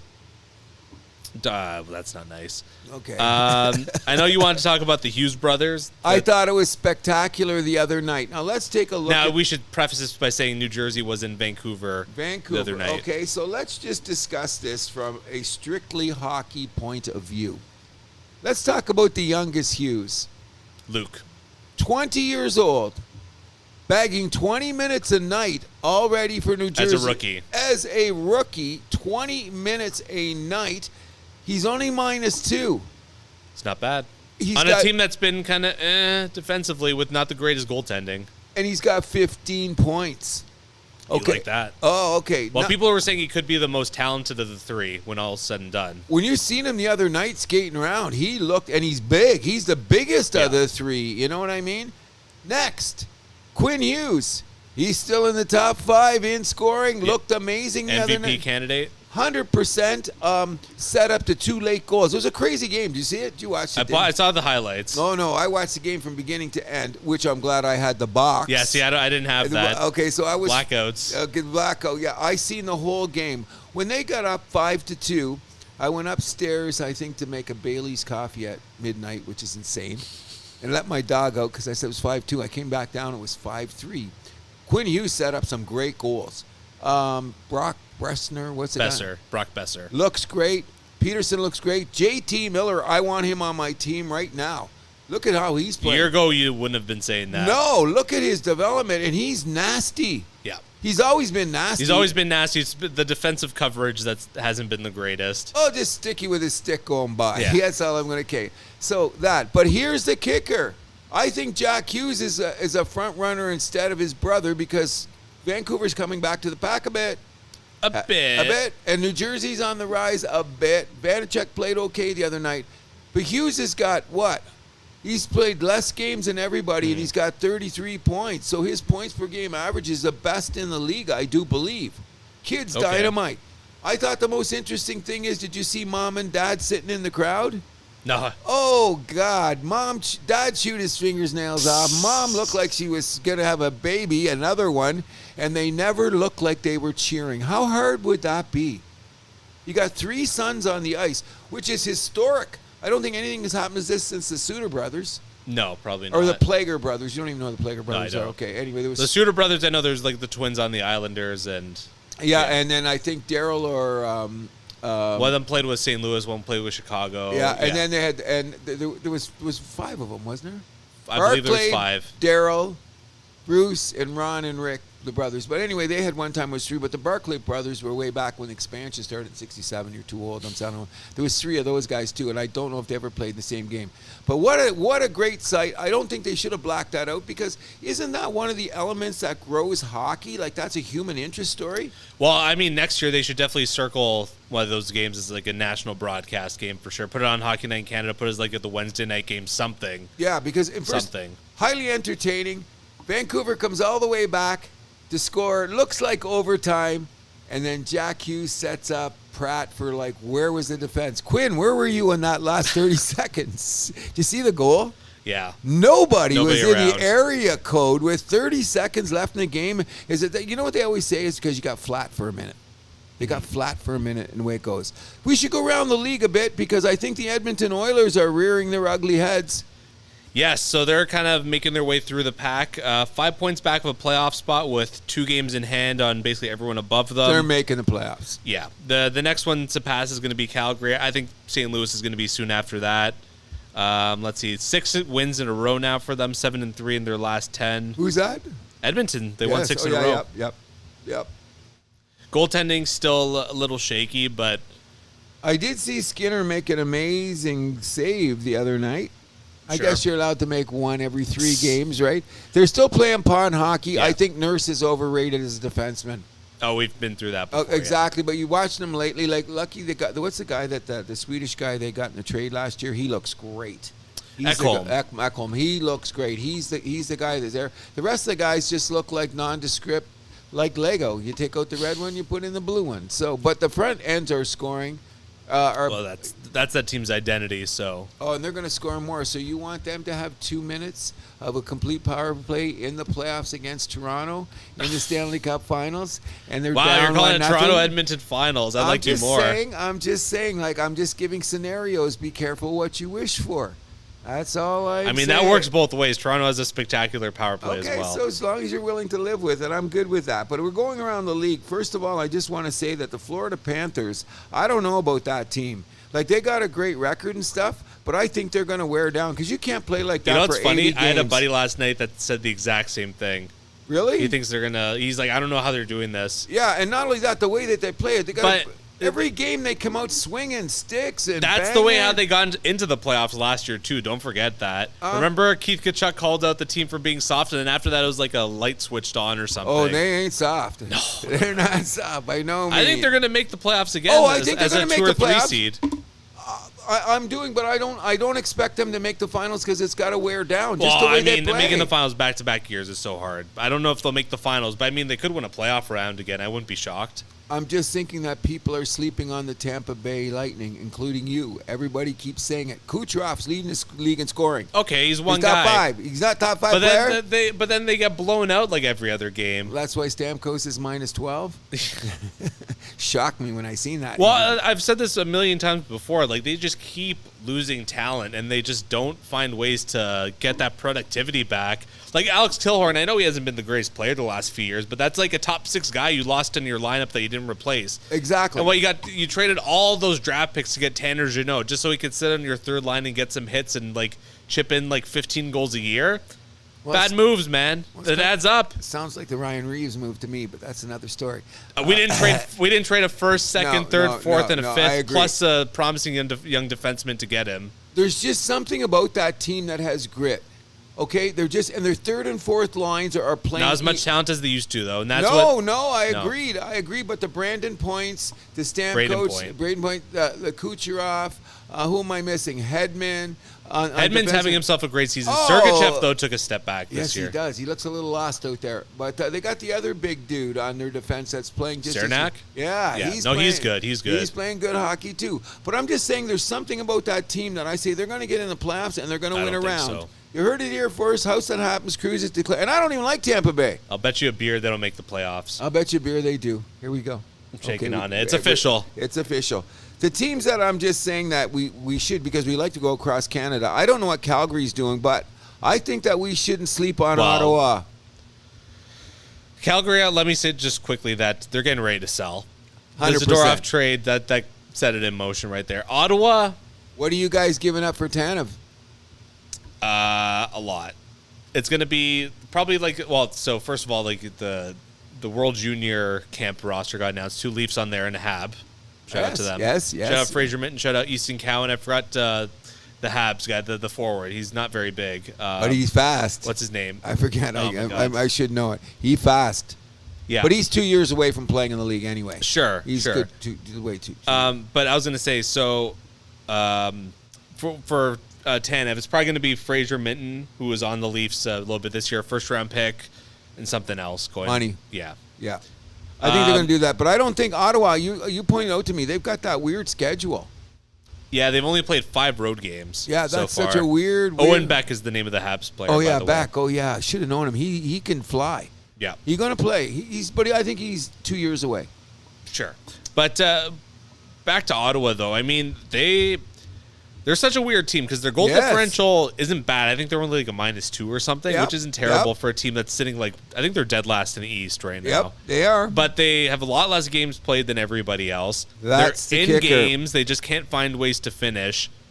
That game against the Leafs the other night, they did everything but win. Exactly. Everything but win. So their upcoming schedule, so I'm not counting them out. I'm saying Tampa Bay is going to make the playoffs and win a first round. I'm wondering if the Detroit Red Wings and the arrival of Patrick Kane, is that going to keep their heads above water? They'll certainly hope so. I think they lost some bad games lately. Look, the other night they were up 5-4 against the Sharks. They're another one of those teams with the 3 goalie system. I think there's some things to figure out there. Ville Husso, they got him from St. Louis. He had that one good season. It's starting to look like he might be a bust. Yep. But I mean, on the flip side, Alex Lyon has been spectacular for them. Yeah, Took him a while for him to get in the lineup, but once he got in there, I don't think he's going to let that job go. And Reimer, he's been okay. Okay, so let's just leave this. We'll go around the league. I think Edmonton's going to go back. Vancouver is treading water, but they're still the top 3 in that division are very far away from everybody else. So I think they're fine. They should be okay. So which gets me to this is when we're talking about goaltenders. This guy on the Arizona Coyotes, where did he come from? Connor Ingram? He is spectacular. You know what? In my opinion, he's a front runner for the Vezina right now. Wow. He's played that well. Look at his. Well, he's been good. I don't. You know why I'm saying it? Because you look at the games that he's played for Arizona and look at their other goaltender. I think it's me. It's so bad, and Arizona is making some noise. Nothing spectacular. But look at they're risen up. They're in a playoff spot. Exactly. Did we think they were going to be in a playoff spot to start this? Absolutely not. I thought they'd have a pretty good home record because of that. Everybody loves going there now, eh? Because it's a novelty. I guess. They're selling out every night now. So is the Toronto women's professional team too, right? So if you want to look at it that way. But they say something about that environment is becoming a weird home ice advantage. I mean, it was like that last year, too. And Ingram, I mean, spectacular numbers. Oh, .925 save percentage, 2.35 goals against, which are both tremendously above. Vezina trophy stuff. Tell me a goalie around the league that has that type of numbers. No. I was looking for him. What's the league average this year? Like 908, 906, something like that? And 3 is about the average on your goals against. And his numbers are well above that in a good way. And not only that, Arizona is in a playoff position, which we had never expected to be. So we're Mind you, with Edmonton knocking on the door. They're going to skate by him. But I mean, just the fact that they're a story. Yeah. Like, I never thought we'd be talking about, we're 2 weeks from Christmas. We're going to be in the new year in less than a month. When was the last time Arizona was good? Like 10 years ago? At least. Shane Doan or somebody. Yeah. I don't know. Mike Smith was their goalie. Yeah, whatever. That, like, they weren't even on our radar. When we did our preseason prognostications, we pushed Arizona in the corner. Okay, next. They were a next team. Remember them in San Jose, who's another team that's doing weird shit lately. They climbed out of the basement. Yes, but not only that, they've had what? They've been down by 4 goals 4 times in the last month and tied in 1. That's insane. So what are they doing? Oh, right? that big comeback against the Red Wings this week in brutal. Kane's first and game. Then who was it they did it last week? Was it against Dallas that they came back? And then they had that streak where they won 5 times in a row against the last 5 Stanley Cup winners. Yes. That's just a weird, bizarre stat. No, that was Arizona. Was that Arizona? That was Arizona. Okay, well, I thought it was. But didn't San Jose, what is their last 10? 5-4-1. They're above 500. Which is very surprising. But the comebacks are very, very weird. But we won't be talking about San Jose because I think by the time we get to the new year, it'll be business as usual. Yeah, I want to talk about the LA Kings, though. 11-0-0 on the road. Oh, no, they 11-0. No, they lost the other night to the Rangers. Their first. Nope, they're perfect on the road, Cruz. Are they? Yep. Are they? Wow. I thought they lost. No, they came back and won. They won. They won. You're right. I thought that because I thought the game. No, because they when they beat Montreal the other night, it was 11-0-0. So yeah. Yeah. God bless my Montreal Canadiens. When people show up to play them, they have to play them. That doesn't mean we're gonna win, but we're competitive, and we're a game above 500, I believe, which doesn't mean nothing in this game. You know, we're one game below. Under. Okay, and we'll have to see what's going on tonight. The New York Rangers, are they the best team in the NHL right now? Probably. For this week. For right now. I mean, it's all in flux, right? Exactly, and it's fluid, as I heard a national broadcaster say. I wish you'd shut up. But in any event, I love that word, though, by the way. So okay, here's the interesting thing.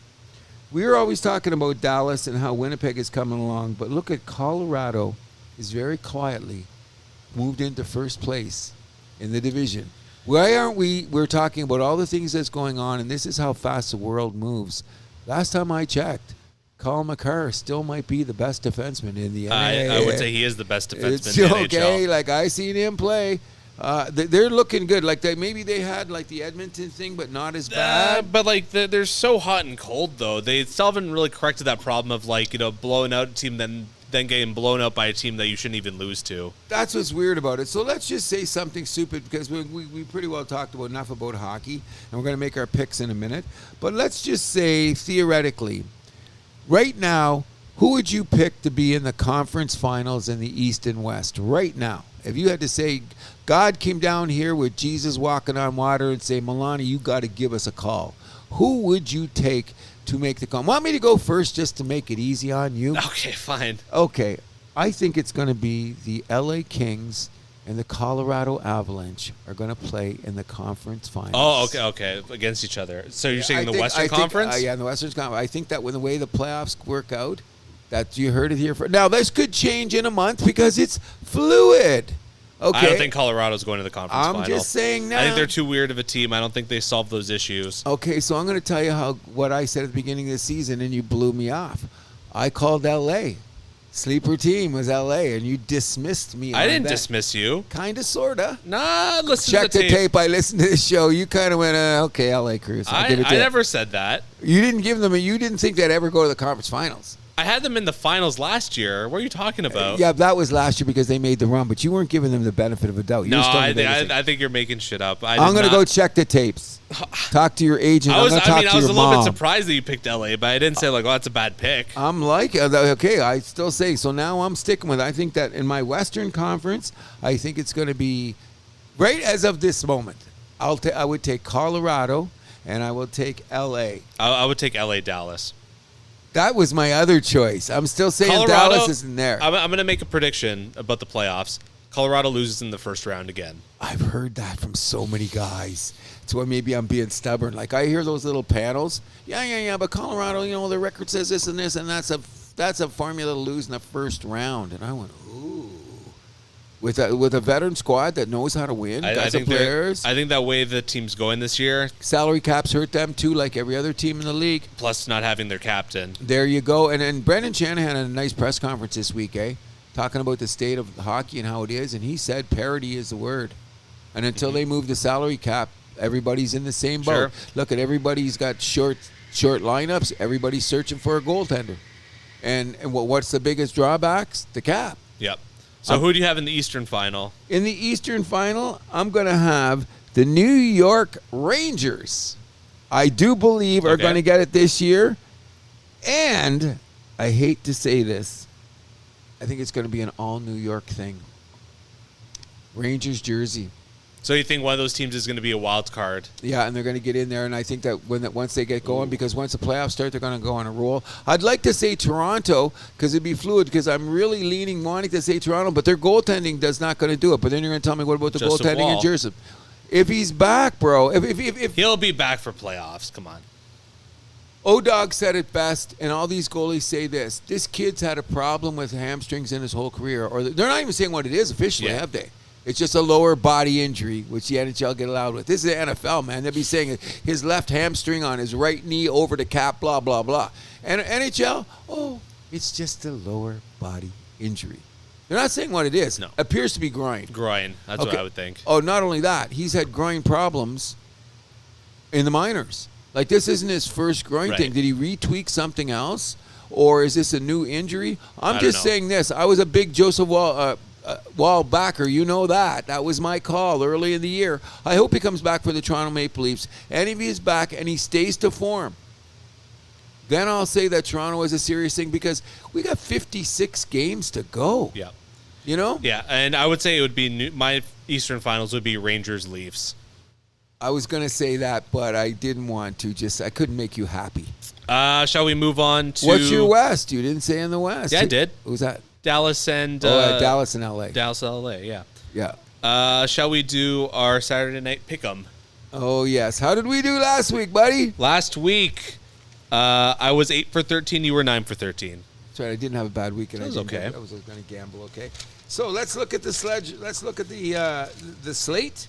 I think I've got it in front of me right here, too. Okay, so first up, Arizona at Boston for a matinee. I'm taking the Bruins at home. Come on. Come on. I hate to say it, but come on. You got to take that. I'll call you when Arizona wins in overtime. I'll be calling you. But no. By the way, Ingram and Ullmark confirmed starters. Oh, what a great goalie matchup, eh? Because he's been the one to talk about Vezina, too. Sure. You know what? He's been in there. Well, he won last year, right? Yep. So they're saying he could be a repeat. So we're both taking, Boston. Mike. Both taking Boston. Yep. New Jersey Devils at the Calgary Flames. No confirmed starters, but it's believed it's going to be Akira Schmid versus Daniel Vladar. I'm taking New Jersey. I'm taking New Jersey, too, because I think they're on the upsurge. Jack Hughes looked like the best player in the league. Like with those three brothers the other night in that game, he looked, and he's not big. No. That's what I was worried about. He's not big enough. If he comes back to win the scoring title, my Hart Trophy pick will be Jack Hughes going away. And look, he's missed, 7 games? Yep. You know? So we're on the New Jersey bandwagon. Vegas at Dallas. It's going to be Logan. Well, it's unconfirmed again, but it's believed to be Logan Thompson versus Jake Ottinger. I'm taking Vegas on the road. I'm taking Dallas because they got to protect home court. You're taking Vegas? Taking Vegas. Is that game on? I got the box. I don't know. Probably you'll find it on the box.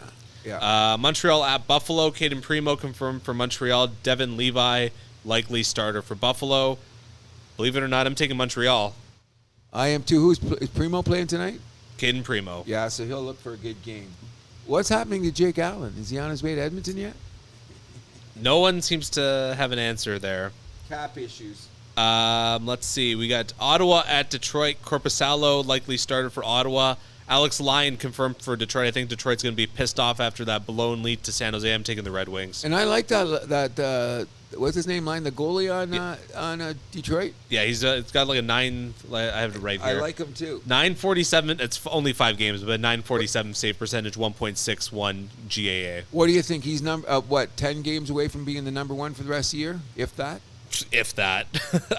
I think he should already have that. So you're going with Detroit? Oh yeah. Nashville at Toronto, big Hockey Night in Canada matchup. Kevin Lankinen, likely starter for Nashville. Ilya Samsonov confirmed for the Leafs. I already said before, I'm taking Toronto. I'm taking Toronto too, but here's the deal. I'm saying it's a 6-5 game. Okay. No, you know what? I'm going to say, I'm going to reverse that. I'm saying Nashville for the upset because the goaltending is going to be going. Samsonov's going to. I predict Samsonov will be pulled. Leafs could still win, though. 6-5. So, but Nashville, you're saying. Nashville. Okay. New York Rangers at the Washington Capitals. Igor Shesterkin is the likely starter for New York. Charlie Lindgren confirmed for the Capitals. I'm taking New York Rangers on the road. So who's that? It's the Rangers versus Capitals in Washington. Another surprise, except for Ovechkin not scoring. They've kind of fallen back to the pack, though, lately. Yeah, so it's Rangers at Washington? Yeah. They love to kick Washington, so I'm going to do. take the Rangers. We are both on the Rangers then, okay? Next up, LA Kings at the New York Islanders. We mentioned before LA's incredible streak, winning their first 11 road games. Cam Talbot likely started for LA. Ilya Sorokin likely started for the Islanders. Give me LA. I'm taking the Islanders to break the streak. Even though I'm an LA guy, it's got to come to an end sooner or later. Wow. Okay. I love LA. This is a game that I hated to pick. St. Louis Blues at the Chicago Blackhawks. Jordan Binnington expected starter for St. Louis. Peter Mrazek confirmed in net for Chicago. How's Bedard doing? Doing pretty well. You're damn right he is, considering he's got nobody on the team. 40-goal pace, so just under point per game pace. I'm just going to say this much. If I can have a little caveat of this, I'm really, really glad that all the issues that went on in Chicago, and we're not going to mention names or situations, that it went out of the news. Yeah. Very glad for that. I'm taking Chicago. You're taking Chicago. I'm taking St. Louis. I hated picking that one, by the way. Another game that I hated picking. Too. Philadelphia Flyers at the Colorado Avalanche. Carter Hart expected starter for Philly. Ivan Prosvetsov likely starter for Colorado. I'm worried this one could be a trap game, but I'm still picking Colorado. So am I. I can't believe, Philadelphia went up, down, and they're back up. It's so weird. They're really playing good hockey. But you know what? They play a lot of pond hockey. You know what I mean? Yeah. And you know what I find with Colorado is, which is exemplified by some of the games, is it's what their goaltender had for lunch or something. Because how can you win a tight game and then blown out 5-1 2 nights later? That's also just kind of the style they play, though, don't you think? Yeah, but the goalie's got to make a save. When the goalie doesn't make the save, then they're done. I think they're in the hunt for a goalie. Word around the campfire, is there another one raking? Everyone's looking for a goalie, but that's another story. Tampa Bay Lightning at the Seattle Kraken. Vasilevsky expected for Tampa Bay. Philip Grubauer expected for Seattle. Another game that I absolutely hated to pick. I'm taking Tampa Bay because I've been pumping their tires, and I don't even like them, but there's just something about that team, and Vasilevsky's back. Yeah. Nice fart at the press conference, though, buddy. Or whoever did that. Did you see that? No, I missed that. Oh, it was crazy. I was going to take Seattle, but I think I'm going to reverse my pick. I'm going to take Tampa. Tampa needs a bank points, too, especially on the road. And last but not least, Carolina at the Vancouver Canucks. Antti Ranta expected for Carolina. Thatcher Demko expected for Vancouver. Give me Van City at home. Carolina needs the win. I think they're going to go in there and muscle them out. Take Carolina. Okay. What's going on with Carolina of late? Okay. A little better? A little bit. I don't know, because what I did is a couple times when they played Edmonton, I thought that's going to be a good game. Edmonton slapped them. Then they played I forget who else. What are they in their last 10? Let me check here. Carolina? Yeah. First of all, they're 6-9 on the road, which is an alarming thing. But look at their 5-4-1. 5 in their lost their last 3. Yeah, so I'm just going, what's going on there? So I'm taking Carolina. Okay. You're taking Vancouver? Taking Vancouver. Good luck to all our Canadian teams. Yeah, that does it for our Saturday night pick-em. Good luck. Next on the thing is something that we're all loving, screaming, jumping up and down, losing our minds, saying what's going on, but we might as well move to the NFL. Yes, and I want to start by, have you heard the Taylor Swift quote recently? Give it to me. Okay, so she was recently talking about how she's actually grown to really love football. bullshit. Oh, well, hold on. I have a take on that. Bullshit. You know, you've Go ahead. Go ahead. Someone can't discover a sport later in age and be like, oh, wow, I've been missing out on this for my whole life. Formula One. I'm perfect example. Why can't Taylor enjoy football then? I'm not going to say why because I'll get killed. But go ahead. Okay. So this is about attending Chiefs games and all the media coverage on her. The quote reads as, I'm just there to support Travis. I have no awareness of if I'm being shown too much and pissing off a few dads, Brads, and Chads. You know, it feels like she's talking to you there. Okay, you know what I'm going to say, Taylor? I'm glad you're there. I'm glad you're supporting. I'm glad that all those uniforms bought. I'm glad that Kansas City's making more money. I don't want to see you. When I win a game... That's not her fault. So I'm going to talk to the national network. Is the NFL. That's what I'm saying. Is the NFL, are you hurting that badly that you got to put on this red-lipped, blonde-haired, skinny-ass girl just 100 times so that Kelsey can drop the ball? So Kelsey can fumble. Listen, you're not even a Chiefs fan. You're getting upset about this. No, I predict them to win the Super Bowl. Okay, we discussed this offline. Okay, we know what happened when Odell Beckham and the boys went on their little trip. Yeah, Tony Romo got a boat from Jessica Simpson. Went on the boat. What happened? Kelsey went 5,000 miles to frickin' someplace in South. On his bye week. Who cares?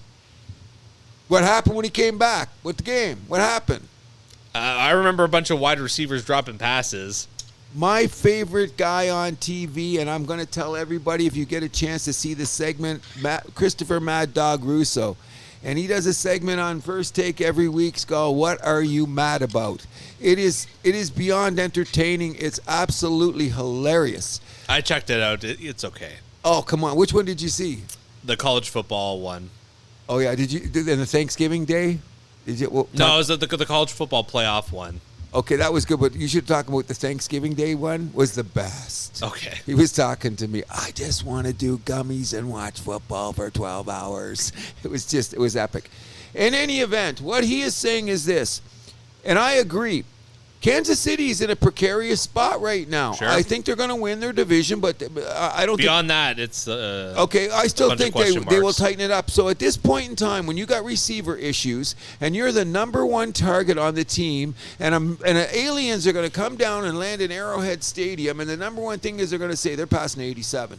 Never seen a football game in their life. They're going to say they're going to pass 87. If you want to have your legacy of being the greatest tight end of all time... which we've kind of poked holes in that already. Of course. I'm just saying because they showed out. They may be the best catching or whatever. Gronk's the man. Let's just cut to the chase on that. But I think that all that extra nonsense has to play on what you bring onto the field. You know what I mean? It affects... He's a human being. Sure. You're doing this all the time. Like, okay, let's, for example... Mr. Milani, something happens last night and you have a threesome with 3 lesbians and you go till 4 a.m. and you have a very big day at work the next day. You don't think that might affect your job? I'm not saying what he's doing there. That's apples and oranges. No way, man. He did I think that the mileage was 5,600 miles the man had to travel. Okay. There and back. We all know what travel's like, time zone, different eating, different bed sleeping, different clock timing and all this. I'm saying that here's what I've learned about this Taylor Swift, and I'm going to tell you if you're listening to how this happens. If you ask a man what he thinks about the situation, and you ask a woman what she thinks about the situation, the answers are so diametrically opposed, it blows me away. I don't think that's completely true. Oh, really? Okay. So when Mr. Russo... okay, I don't care about what the talking heads on TV say. Those guys, no, those aren't real people. Those aren't real people. Then I'm going to go to my wife and her girlfriends sitting in my living room saying, don't you want their romance to go forward? They just want to be a loving couple. I don't know, not the people around me. People are just like, who cares? Okay, but that's what my point is. I'm saying I'm coming upstairs and they're talking about it. And I said, this is my house, Jimmy. Let's talk about football. Let's talk about first downs. Let's talk about the receiving problem. I don't want to talk about a burgeoning Rome. That's what I'm saying. Guys are going, can you get her out of the way so we can get back to the football game? The girls are going, oh, it's a romance. Stop it. That drives me crazy. And I hope they're happy, and I hope they live happily ever after, and genetics give them the greatest guitar-playing football player of all time. Okay, so I'll go there. But no. Mr. Milani, no, I'm just saying that it's a, what do you call it? It's a pop culture footnote. Okay. Okay? I'm going to ask Vegas what they think about it. When in doubt, ask Vegas. You know what? A lot of money coming in on the Chiefs, I bet. What's that? A lot of money coming in on the Chiefs. Exactly, because every time she showed up, they won. Do you think that made an odds in Vegas? Except for the last time. Exactly, so it broke the streak. My point is this. I'm with you. Who cares? Who cares? Obviously, it's gotten to a point where we're talking about it. It's got to stop. I'm concerned about the play on the field. Right. Even like you brought up the whole like Jessica Simpson, Tony Romo, like that stuff was so overblown. Always was overblown, Yeah. and I think it is. I think the difference being is it's the travel time. Like, when Beckham and them, they took a 2-hour flight and went to Florida. Again, that was so Overblown. And the same with... that was another one. It was their bye week, wasn't it? No, it was, they had the bye week for the playoffs because they had an extra day off for the playoffs. And he took a couple of days off, which is a significant part of the season. Same with the Giants. So let's just put the whole Taylor Swift thing to bed because we got more interesting things to talk about when it comes to the NFL. We're already almost 2 hours in. So. Oh, are we? Well, oh, God, we talk. Do I talk a lot? But at any event, we're going to get to our picks. We're just going to say a few things about football because, number one, can we get back to the refereeing? Sure.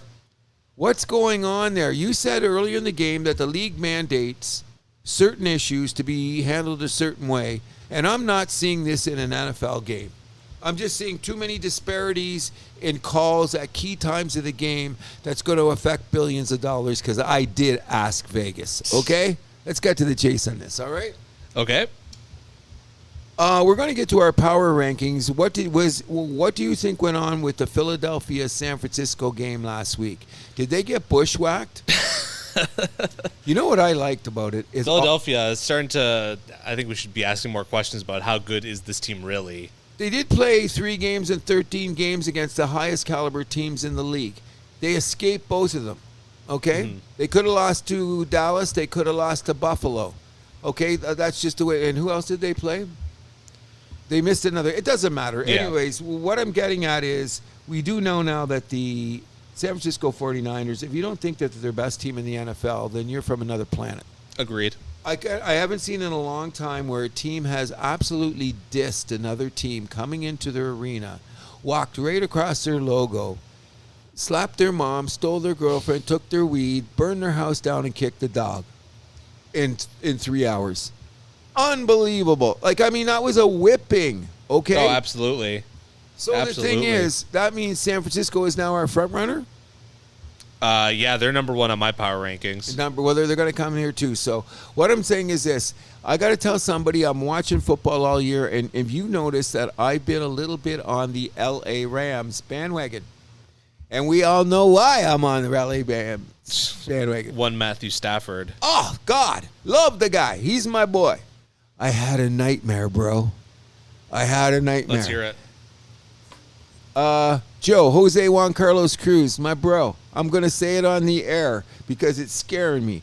Worst scenario for my season is the brand new Detroit Lions get a home playoff game in the first round, and their opponent is the LA Rams, and Stafford steals the game at Ford Field. Could happen. I would lose my shit, bro. I would not be around. How would I feel? I love Matt Stafford. You know that. Everybody, if you know anyone, when Serge was in this morning, what's the first thing?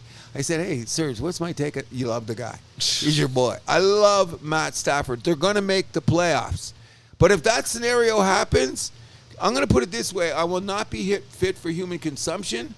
I will be put in a cage immediately because I will not be responsibility for my actions or my words. Just saying. Right. Just saying. Isn't that a scary prospect, though, as a Lion fan? Oh, my God. I just went, I can't even imagine that. But the numbers are starting to cue in a way that could happen. The back door is certainly open for the Rams to make the playoffs. I don't think they'll be in there. I stand by my take that's going to be Minnesota and Green Bay taking those final 2 spots. I don't think Minnesota will take it. I think the Rams will because the quarterbacking issue with the Vikings is too up in the air. Our Pasternaut is not always getting into orbit, so to speak. Well, we'll see. But I do think the Green Bay thing is for real because Jordan Love's alive. They got the quarterbacking, and they're young guys that are developing at the right time. They got 5 games to go. Do you see their schedule? Yeah. They're playing me and you and the Three Stooges.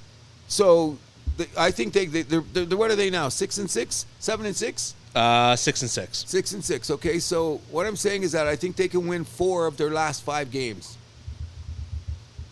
Okay. If you look at their schedule, I think they can win 4 of their last 5 games because they got Chicago. I think they got Carolina. Mm-hmm. They got Tampa, maybe. I don't know, but anyway, you check. Green Bay we're talking about? Yeah, and Minnesota's schedule is not quite as favorable. Let's see. Green Bay, they have at the Giants versus Tampa, at Carolina, at Minnesota versus Chicago. They could win 4 of those 5? And then Minnesota has at Vegas, at Cincinnati versus Detroit versus Green Bay at Detroit. So they played Detroit twice. Who? Minnesota. Yeah, so we're going to do some damage there. So Green Bay's the back door. But here's the weirdest thing is that Josh Dobbs is coming back down to earth. But here's the weirdest thing. I've heard a stat that this number. Did you know this? 51 quarterbacks have started games in the NFL this season. Okay. Think about that. That's 51 quarterbacks. You know what that's basically saying? There's only 32 teams. 30 teams. 32.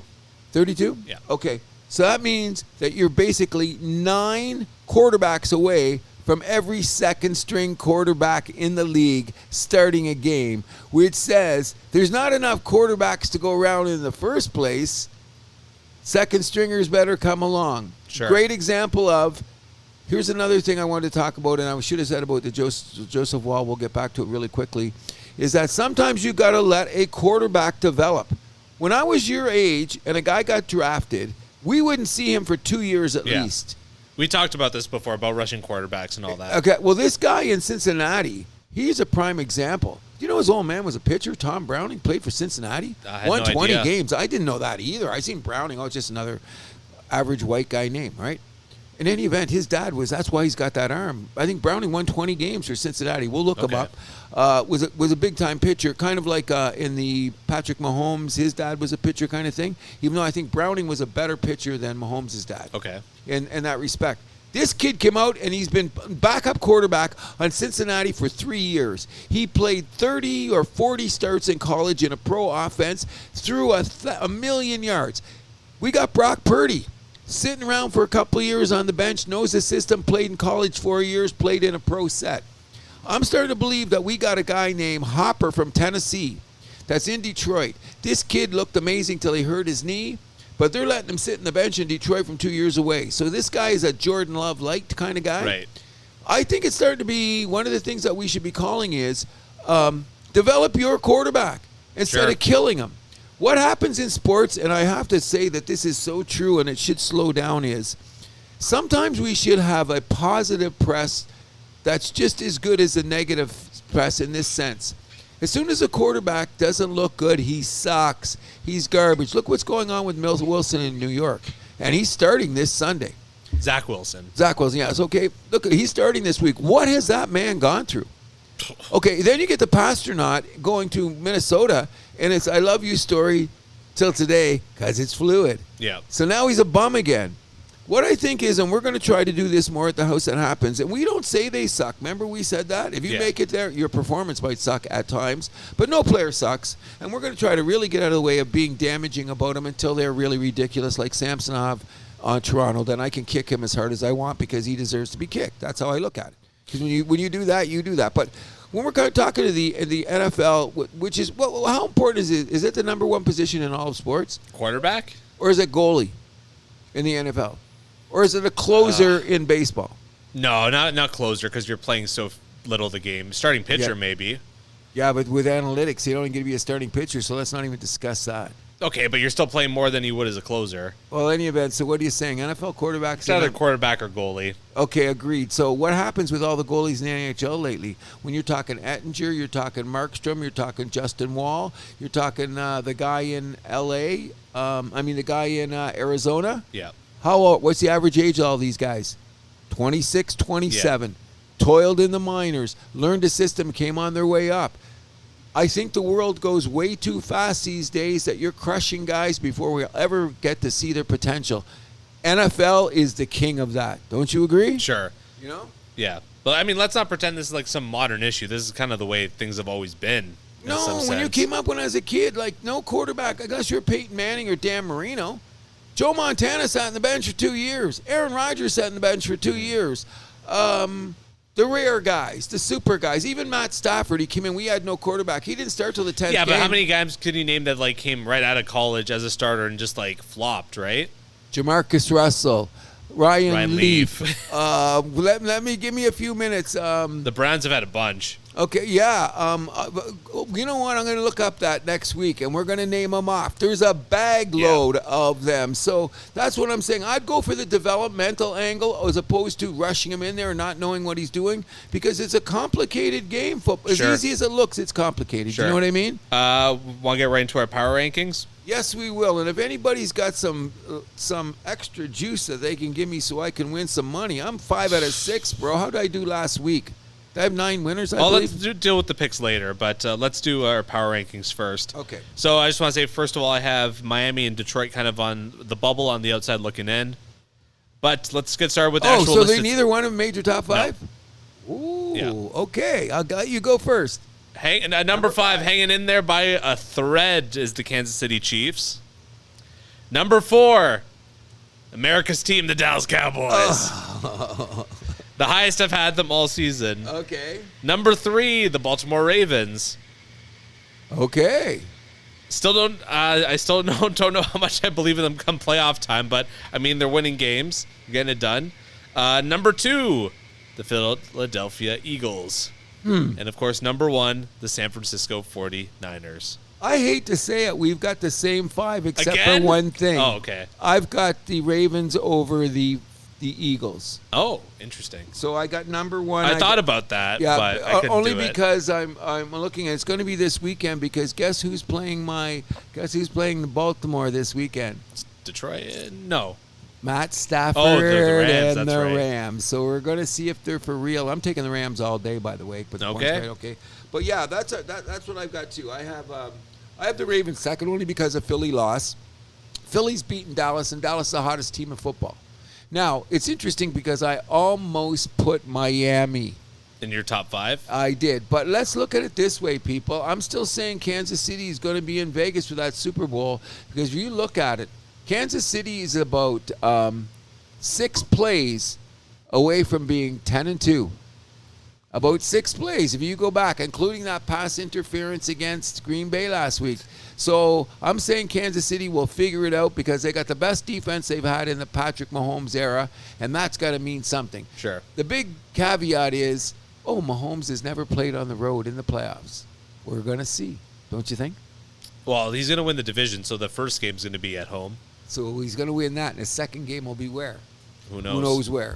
Okay. Before we get to our picks, do you want to talk about that Thursday night game between the Steelers and the Patriots? First of all, I wanted to run over and play the over. The over was screaming everywhere I heard. You know what the over-under was? It was pretty low, was it not? Lowest in 30 years. 30. Oh. No, lowest in 33 years. The lowest one Vegas put out. The over and under was 30, bro. I wanted to run out and parlay it, and I didn't on time because it was the same night of the games, the basketball games. Right. I was going to take all 3. I should have. I would have won outright, all 3. But I didn't. So that's another story. Play your bets when you get the chance. What did you think of the game? I thought Pittsburgh may have just outed themselves as fraudulent. 100%. If it wasn't some weird, what was that one, like right after they get that interception in the red zone or whatever, the turnover, they go for that trick play. That was bizarre. They almost turned it over. Well, that was so strange. Well, that's because they're trying to do things to make it because Mercedes Mitch Trubinsky is one of those guys. But you're on the 6-yard line. Like, run the ball. That's what I thought so, too. It was a horrible call on Tomlin and the crew. And, oh, by the way, we can include Trubinsky in those guys that came into the league and got rushed too quickly. Yes, with the Bears. They went in there. And guess who was drafted 12 positions behind him? Mahomes. Way to go, Chicago. Trubisky was, what, the number 2 pick that year? They gave up a draft choice to move up to get him. That was when the 49ers ripped them off, right? Exactly. Yeah, I remember that. Scammed them. Like, what is your staff? What is your staff? Come on in here, Pep. Come on in. So you'll get to our picks? We're going to get to our picks. Come on in. All right. Come. Are you guys looking for me? What? We're done in about 20 minutes. Hold on. Andrew, that's my granddaughter. Have you met her before? Yeah, we met before. Oh, yeah, that's right. She does dumbass things. Okay, that's... It's okay. I did dumbass things, too, as a teenager. It's if you learn. That's Katie Hamilton, better known as Pepper. We're about 20 minutes away from finishing, okay? Okay. Probably less. Less, yeah, less. All right, so first up, Tampa Bay at Atlanta. Atlanta favored by 2.5 at home. Tampa Bay, I've just been losing more and more faith with them each week, so I'm going with Atlanta. It's in Atlanta, In right? Atlanta. Atlanta's winning. I agree. LA Rams at the Baltimore Ravens. Ravens favored by 7 points at home. I'm taking Baltimore. Can we bet a beer on that one, too? It's All right, 7.5. We get 7.5? 7? Rams all day. Matthew Stafford. Okay. Detroit Lions at the Chicago Bears. Lions favored by 3 points on the road. I'm taking Detroit. Was it 3 points? 3 points. I have to take the Lions. Come on. They can't lose to the same guys in the same division twice. Nope. And after Chicago played last week against that game in Minnesota, what a mess that was. If we don't win, because we had a rough time against New Orleans last week, you know? Indianapolis at Cincinnati. Cincinnati favored by 2 points at home. I think Cincinnati might be feeling a little bit too good about themselves after that Monday night win, so give me the Colts on the road. I'm taking Cincy all day. Cincy's going to make the playoffs. Wow. Okay. Okay, you're taking the Colts? I'm taking the Colts. Colts can't win on the road, though, bro. They got to win one. Okay. Jacksonville at Cleveland. Cleveland favored by 3 points at home. Jacksonville, I think, that one thing we didn't talk about is the Trevor Lawrence. They might be done, so I'm taking Cleveland. Me too at home with the defense. Who is starting? C.J. Beathard, right? Yeah, it can't be Flacco. Another top 10. Another bust. No, Jacksonville. Jacksonville starting. Oh, Jacksonville, yeah. Another top 10 quarterback they rushed into, you know. Carolina at New Orleans. Saints favored by 6 points at home. You're taking Cleveland too, right? I'm taking Cleveland. Okay. New Orleans favored by 6 points at home against Carolina. Give me the Saints all day. Who's quarterbacking? The Jameis Winston experience? They're going for Carolina? No, I'm taking New Orleans. Okay, good. It is a division game, though. It makes you worried because Winston could be throwing it all over the yard. We don't know. That's the one thing. Houston at the New York Jets. Houston favored by 3.5 on the road. Give me the Houston Texans. I think they smell blood. They got to go for it. And not only that, I've been a little bit on their bandwagon this year. They've been team. I've been calling early in the year. Remember, I said watch out for them. The two Houston Rockets and the Houston Texans. Two of the biggest surprises in sports. Cruz loves Houston, that chocolate city. You got it. Never going to get an NHL team, but Minnesota at the Las Vegas Raiders. Minnesota favored by 3 points on the road. I think the Vikings take it. Give me Minnesota. I'm taking Vegas. I knew you would. Damn right I am. Seattle at San Francisco. San Francisco favored by 13 at home. This line scared me a little bit, but I'm still going to go San Francisco. You know why? Because this is how it works. These coaches hate each other. Yeah. So Shanahan and Carroll's got no love. So if either one of them in the last 3 years, usually when they play, when they've got the other one down, they boot them. So I can see San Francisco running, and it's in San Francisco. It's in San Levi. Fran. Yeah, San Francisco all day. Seattle's in trouble. I think so, too. Yep. Buffalo at Kansas City. Kansas City only favored by 1 point at home. Give me the Chiefs. Upset of the week. The Buffalo Bills have to go in it. I'm taking the Bills. They're going to go in and do it. Their defense is coming back. So you think the Chiefs are in trouble then? They would be 8-5. Okay, they'll be 8-5. Then they'll run the table. So they'll end up being 12-5. I don't know. Okay? I think the Bills are in trouble. Denver at the LA Chargers. Chargers favored by 2.5 at home. You know what I think about the Chargers? You know what I think about Denver coming on? Give me the Broncos. Okay. So I said that the Broncos were fraudulent last week. What happened? They got slapped by Texas. Chargers aren't going to lose to them at home in a division game. No, okay. You can't even compare the Chargers and the Texans, though. Well, Denver had a shot at the end zone at the end. Russ wasn't cooking. He was frying. He threw 3 interceptions. Okay, so you're going with the Chargers. All day. Famous last words. This is going to be a big one. Philadelphia at Dallas. Dallas favored by 3.5 at home. How about them Cowboys? I'm taking Dallas. Upset of the week. I hope the Eagles get them. I think the Eagles find a way to win. Is that a real upset, though? No, but I'm saying I think the Eagles, like that loss last week, they're gonna circle the wagons. Even though I'm worried about their O-line, that's a bit of the problem. The O-line. Their secondary's been a big issue too. Matt Patricia running the show, and with their secondary looks like Detroit's. Yeah. I'm still taking. You're taking Dallas. Yeah, I'm taking Dallas. You're taking Philly? I'm taking Philly. Okay. Tennessee at Miami. Miami favored by 13 points at home. I don't care. I think Tennessee is fraudulent. Give me the Dolphins. Dolphins won't cover. Tennessee's got some D. Okay. They'll win by 10. So I'm going to take Tennessee. And you're taking Miami. And last but not least, this is the second of two Monday Nighters. Green Bay at the New York Giants. Green Bay favored by almost a touchdown, 6.5 on the road. Got to take Green Bay. I'm taking Green Bay too. There's two Monday Nighters? Yeah, the Tennessee Miami, that's a Monday Nighter as well. They're both on at the same time. Amazon, money. ESPN. ESPN, yeah. So Green Bay at 6.5. I'm taking Green Bay. Me too. Okay.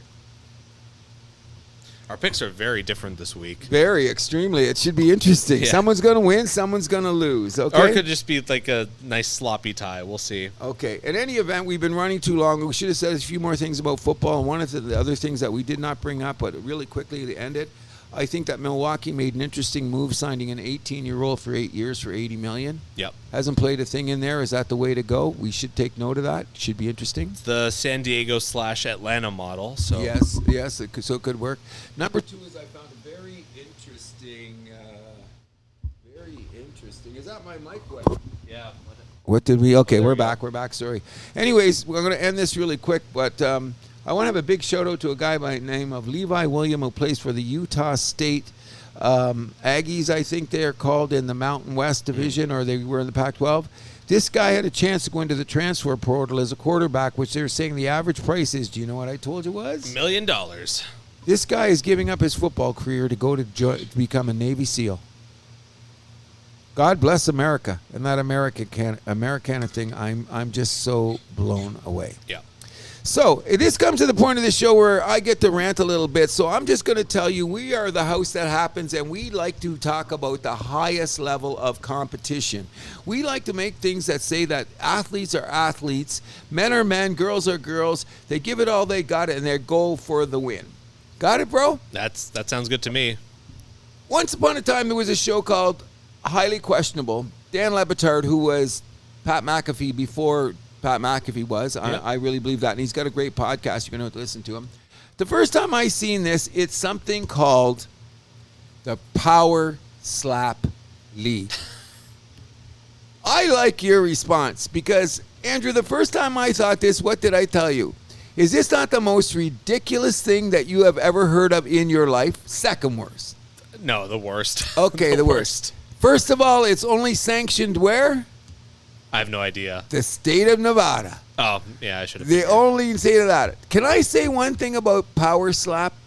Okay. I love the Three Stooges. I love Bugs Bunny Coyote. I loved Tom and Jerry. And have you ever read Mad Magazine, Spy versus Spy? Mm-hmm. Those are 4 of my favorite things to watch on them because they were so comical and so ridiculous and so stupidly violent that they made me laugh.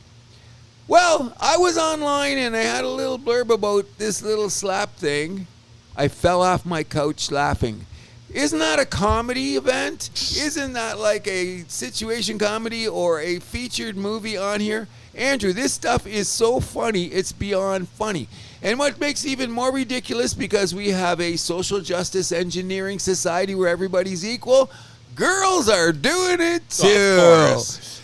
I'm telling you, like, what sense is it that you get a 300 man that gets to slap you in the head as hard as he wants?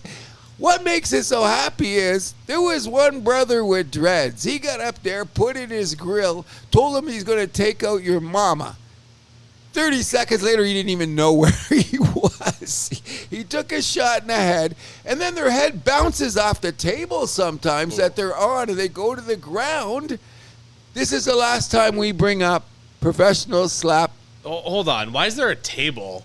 Because they got to slap over the table. So they go 1, 2, whack. And one time they whacked the guy went boom, bounced his head off the table, bounced it. I was laughing. It's not funny, but it's funny, especially when they get mad and then they go, he ate the slap. Like, there's a commentator, there's refs. You get 30 seconds to recover from the slap. They count to 10. They stagger their way to get up. I'm telling anybody, If you are a fan of the Three Stooges, if you are a fan of Bugs Bunny Roadrunner and the Coyote, if you are a fan of Spy versus Spy, that's the only particular you should watch something of this ridiculousness. Because what do I say before? If it smells, it sells. And number 2, humans aren't as stupid as you think they are. They are stupider. I don't think that's true, though, because the ratings for this are very low. What's that? The ratings for Power Slap have been very low. I don't think it's real, but the crowds are going nuts. Those are all paid people. Those aren't real people. What matters is who's viewing on TV, and the answer to that is nobody. I would not flick it on. I guarantee those people that they're there are being paid to be there. I'm not Or they're surprised. getting free tickets or something. You know, only reason I see it is I'm not a big social media fan. But sometimes you go on Facebook or Instagram, that little thing in the corner, and you see it. So I've turned it on. And one day the reel went to about 6 of these fights. My wife, who's right here right now, will tell you what is so funny. I was laughing the whole time because I could not. First of all, the ridiculous of doing it. Yeah. The infliction of human pain and the stupidity combined just said, okay, I'm going back to Coyote and the Acme products. That's never a bad thing. Of course not. And I think that we should go see the Bugs Bunny Looney Tunes Symphony, but we'll talk about that in the New Year's.